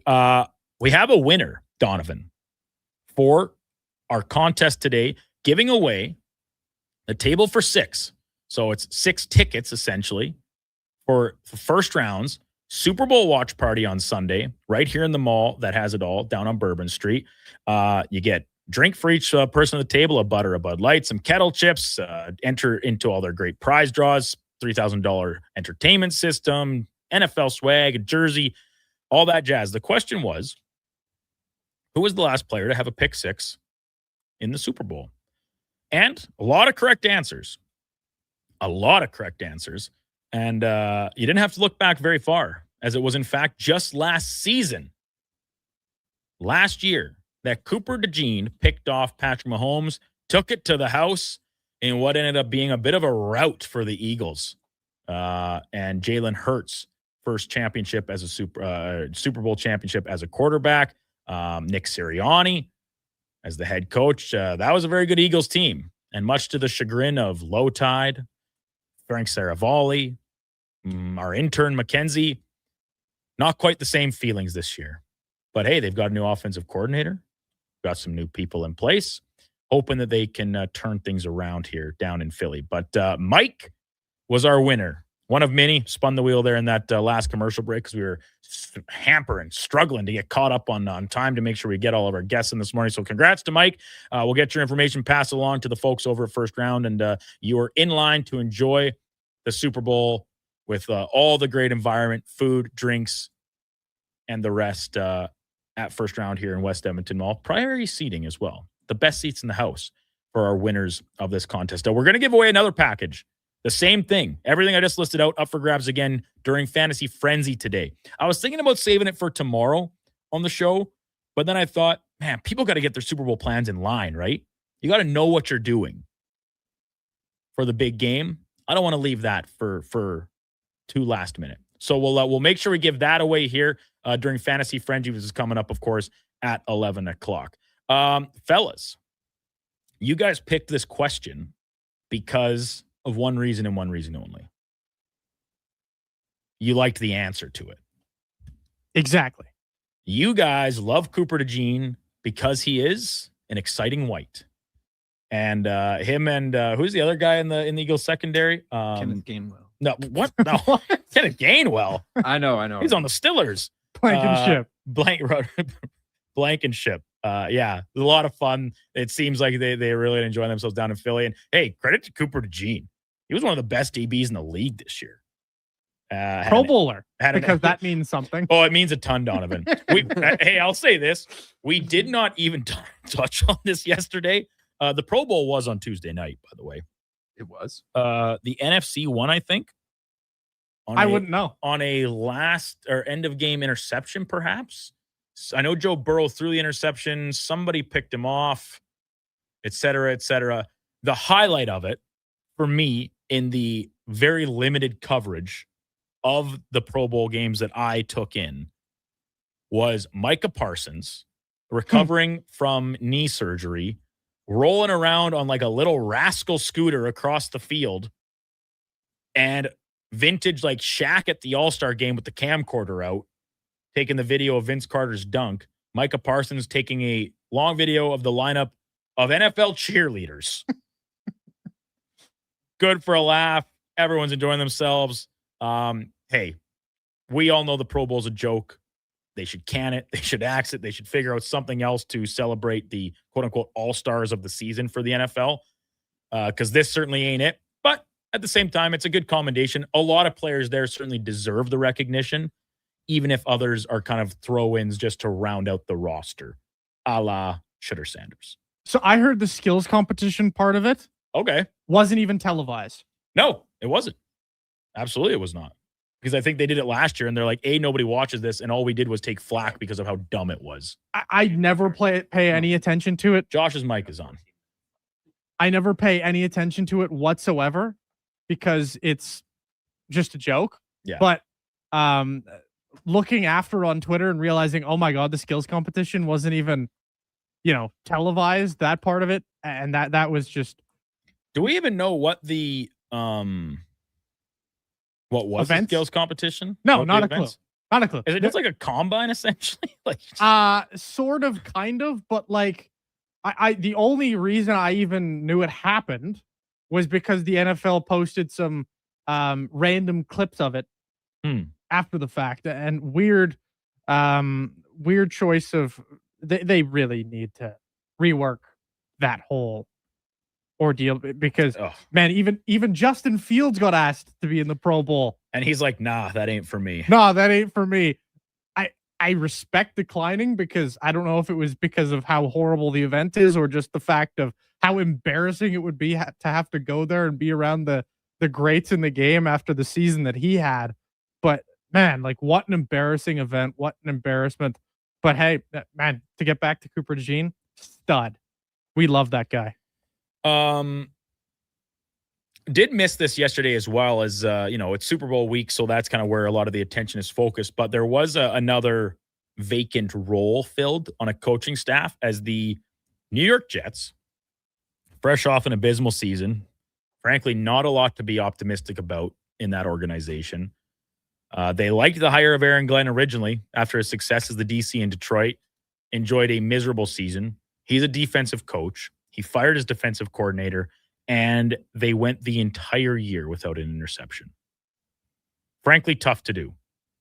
The number one quarterback in the NFL this year was whoever was playing the New York Jets. That would have won the MVP. It's hilarious. But the Jets hire Frank Reich as their new offensive coordinator. Reich, of course, formerly with the Colts as the head coach there. And before that, I believe, was with the Kansas City Chiefs, if my memory serves me correctly. I'm just trying to double check myself on that. But apparently, this is via article at ESPN from Rich Cimini, was one of 5 candidates to interview. Darrell Bevel, who's the Dolphins quarterbacks and passing game coordinator, Ronald Curry, Bills quarterbacks coach, Greg Roman, who we saw land elsewhere, and then Lundo Wells, who's the Dallas Cowboys tight ends coach. And Reich also coached the Panthers just for a season, though. That did not go very well in Carolina. Shocking. So there you go. The coaching staffs around the league continue to fall into place. I don't have a list in front of me, but I'd be curious to see exactly how many positions are left, because even in Arizona, we saw Mike LaFleur get hired there as their new head coach. He's hired an offensive coordinator too. That news coming down yesterday as well, in former Broncos head coach Nathaniel Hackett, who garnered his reputation as the Packers OC with Aaron Rodgers, right? And then the disaster that was the Broncos and Russell Wilson and Nathaniel Hackett experiment. So Hackett back on his feet as an OC now in Arizona. And the Steelers also getting their offense coordinator in Brian Angelicchio. That's an Italian-looking name. Vikings pass game coordinator and tight ends coach is the role he previously served, but will now join Mike McCarthy in Pittsburgh.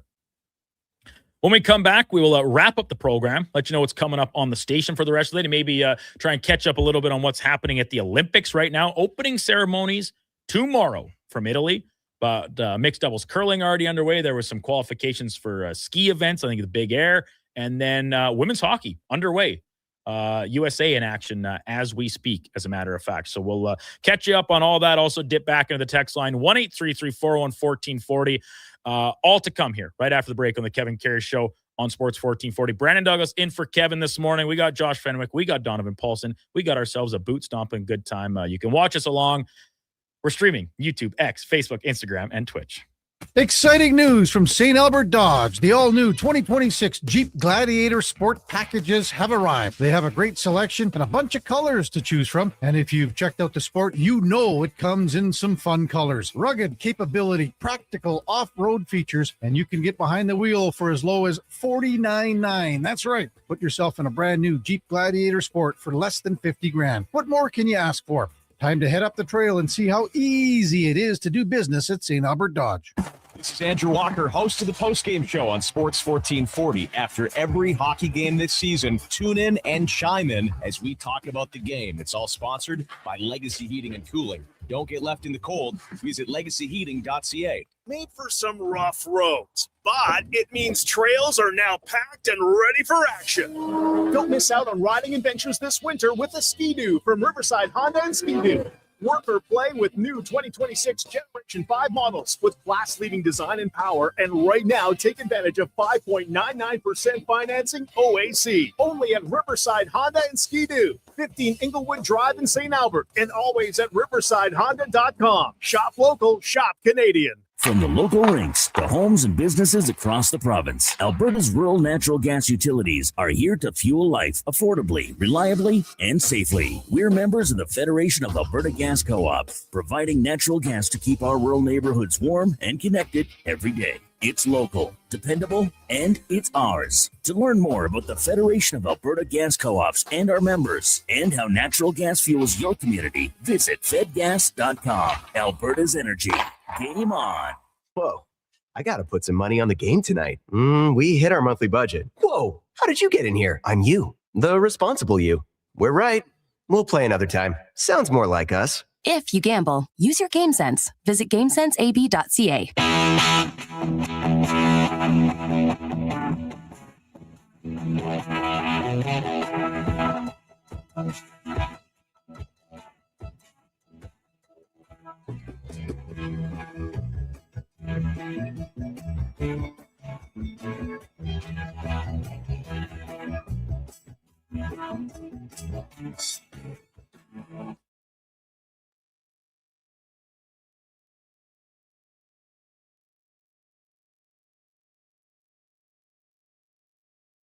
Sports 1440. All sports, all day. On YouTube, Facebook, and X. Thanks for listening to Edmonton's sports leader.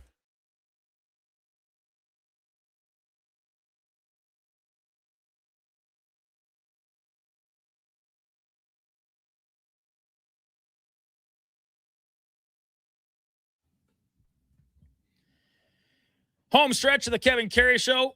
Welcome back.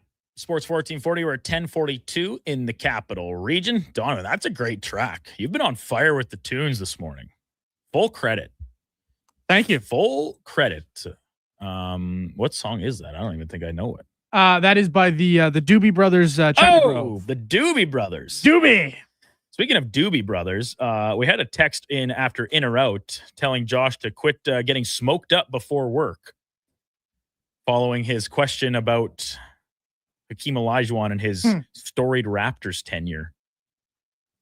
Listen, words are hard sometimes. Responses, Josh. Words are hard sometimes. Fact. I apologize. Hey. I do not smoke before work.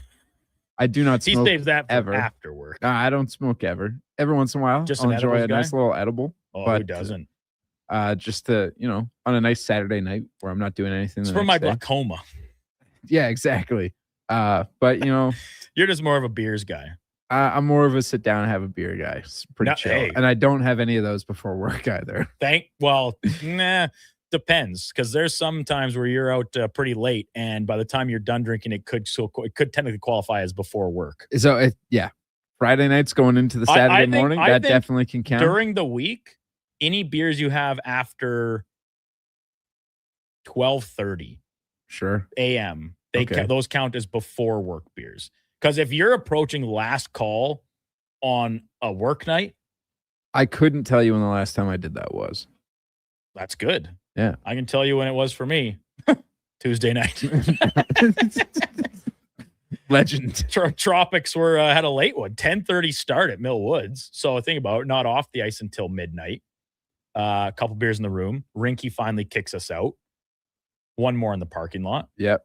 And then all of a sudden, by the time I'm driving home, it's like, oh boy, it's 1 o'clock in the morning.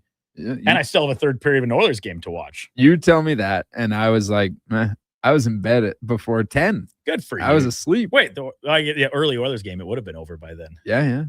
Sat, why can't every Oilers game start at 6:30 Edmonton time? Well, we're simply just not that lucky. No. And think about it. No more Eastern time zone starts. That was all before Christmas. So the rest of the season, we will not see a 5 o'clock MT puck drop. Save maybe a weekend game or something, I guess. For what time does the puck drop on March 25th or whatever when they play your Ducks? That's a Saturday night game, I think. That is a Saturday night game, or they must be the late night hockey night in Canada. I would think there's a strong possibility of that for sure. The Leafs are probably the. Oh wow, shocker! At the Olympics, in case you missed it, there is stuff already happening. Mixed doubles curling began yesterday, where Canada beat Czechia. That was at about 11 o'clock. A good win for Peterman and Gallant, the couples duo. And then today, they defeated Norway 6-3. So good 2-0 start there. I think they might actually play again today. Yes, at 11 o'clock, they will take on Italy. I think you can watch that if you have Sportsnet Plus, the premium account. There's a feed for it, or for free on CBC Gem, if you are curious. Now, outside of that, ice hockey begins today. United States beat Czechia. I think it must be near over there. 5-1 is the score. I don't know if that's current or final, but either way, it looks like the States are en route to a win. So Canada was supposed to play Finland today. This is in women's hockey. And this text came from Michelle asking if we had addressed this yet. She said, with Team Finland potentially not being able to play against Canada today due to an illness, how will this impact the Olympic start? Well, Michelle, it's not potentially. It's confirmed that the game has been postponed. So they will play that next week, February the 12th at 2:30 local time, I believe. This is just via Claire Hanna in her tweet earlier this morning. So that game has been postponed. Yeah, norovirus, essentially rendering the entire Finland team sick. And rather than risk spreading the infection to the Canadian players, other individuals around the facilities, whatever, the Finland team's in quarantine, actually, matter of fact. So, that game has been postponed. Unfortunate for the women, a little chance to get some shine before things officially actually even start with opening ceremonies tomorrow. But I'm sure they will be ready to rock and roll when they do, in fact, take the ice. Jay and Victoria texting in 1-833-401-1440. You posed the question this morning to see what people thought the Oilers should do. What do you think they should and will do at the deadline? From Jay Victoria.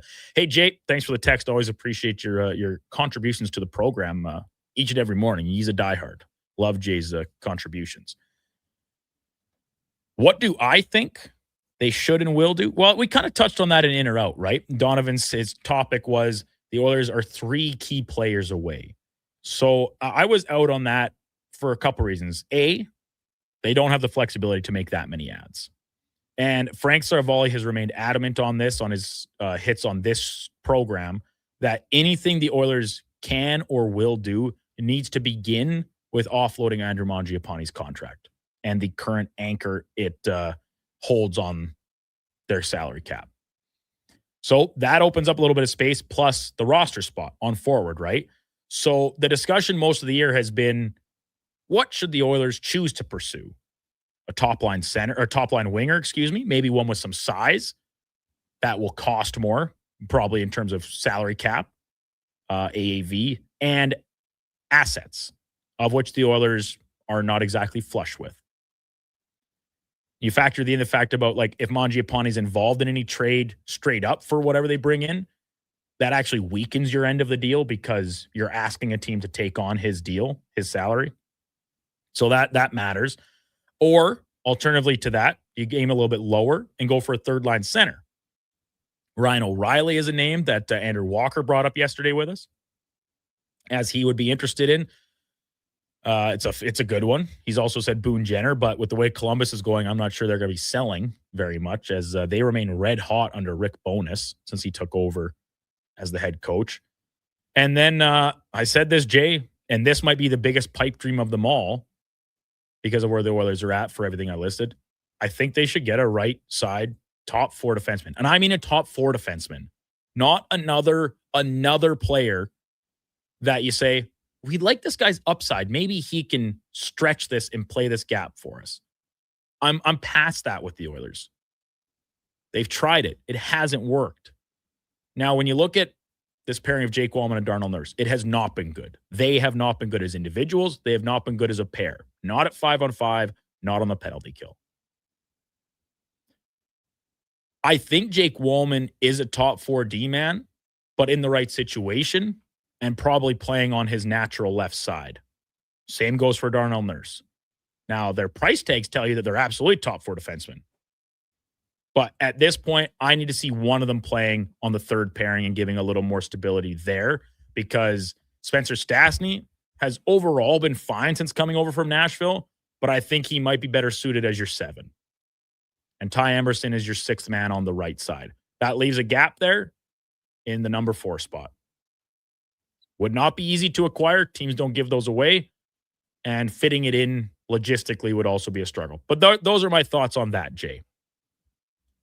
To what the Oilers, what I think they should do. What will they do?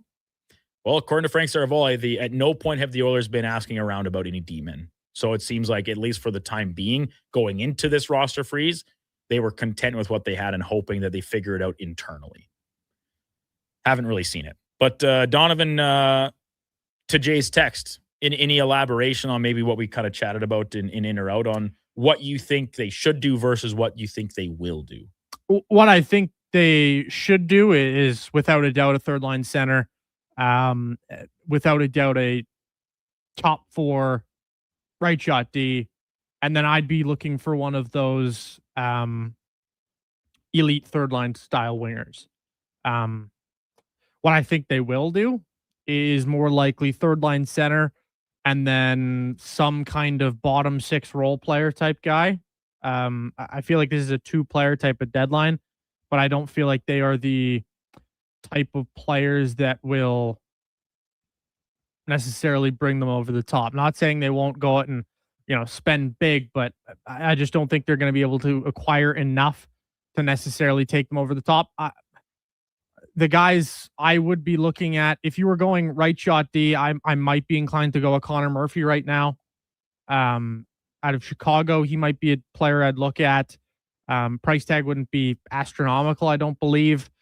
If you were to go for a center, what do I think the Oilers could acquire? I don't think they can acquire O'Reilly feasibly. I'd love it, but I don't think that's really an option. The price tag to acquire would be too much, in my opinion. I think they would be looking more along the lines of a Boone Jenner type. But then in saying that, the Blue Jackets probably not going to sell. And I think the Oilers would probably want somebody with term. So I really don't know the names that are going to be acquired here. I can just tell you, I feel like this is a third-line center for sure. Just don't know which one. Other texts coming in, a lot of them about your 5th question, Donovan, which was the best Canadian actor or actress of all time. The GOAT discussion. You say Christopher Plummer. You got a lot of support on that. However, we had a pretty glaring omission in our brief discussion. And it's fair. We took some criticism for this from the texters. Donald Sutherland getting a lot of love from the texters for that same spot, or for that same claim as the best from north of the 49th parallel. Supremely talented, Donald Sutherland. Couple John Candy texts. Few other names mixed in. I did get called out for saying Mike Myers, which I don't think it's that crazy. I think it's pretty crazy.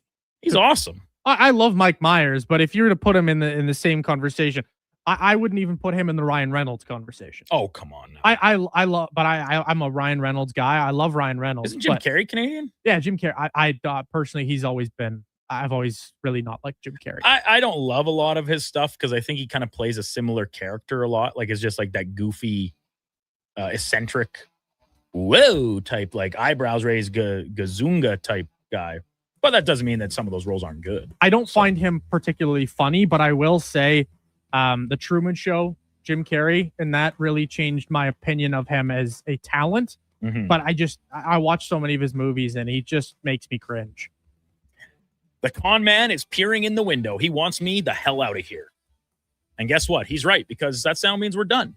Coming up top of the hour, it's Fantasy Frenzy with Connor Halley, myself, Josh Femick, Mackenzie the intern, noon to 2, Lowdown with Low Tide, and then 2 to 6, the Jason Greger Show. We'll take you home. Fox Sports Radio overnight before we're back tomorrow morning at 7 a.m. to wrap up the week on the program. Eddie Steele will be with us too. Thank you very much for everyone listening today. Let's wrap it up with the Sports 1440 update brought to you by AWS Welding Supplies in Nisku. Product sales, servicing, calibrating, and free same-day delivery of in-stock items to Leduc, Nisku, and South Edmonton, your one-stop shop for all things welding. AWSwelding.ca. Have a great remainder of your Thursday. Enjoy the official beginning to Olympic activity from Italy, whatever you're watching today, whether it be women's hockey, mixed doubles curling, or anything else that might be gracing your TV screen. Take care. We'll be back with you tomorrow morning at 7 o'clock. Here is Donovan Paulson. This is a Sports 1440 update.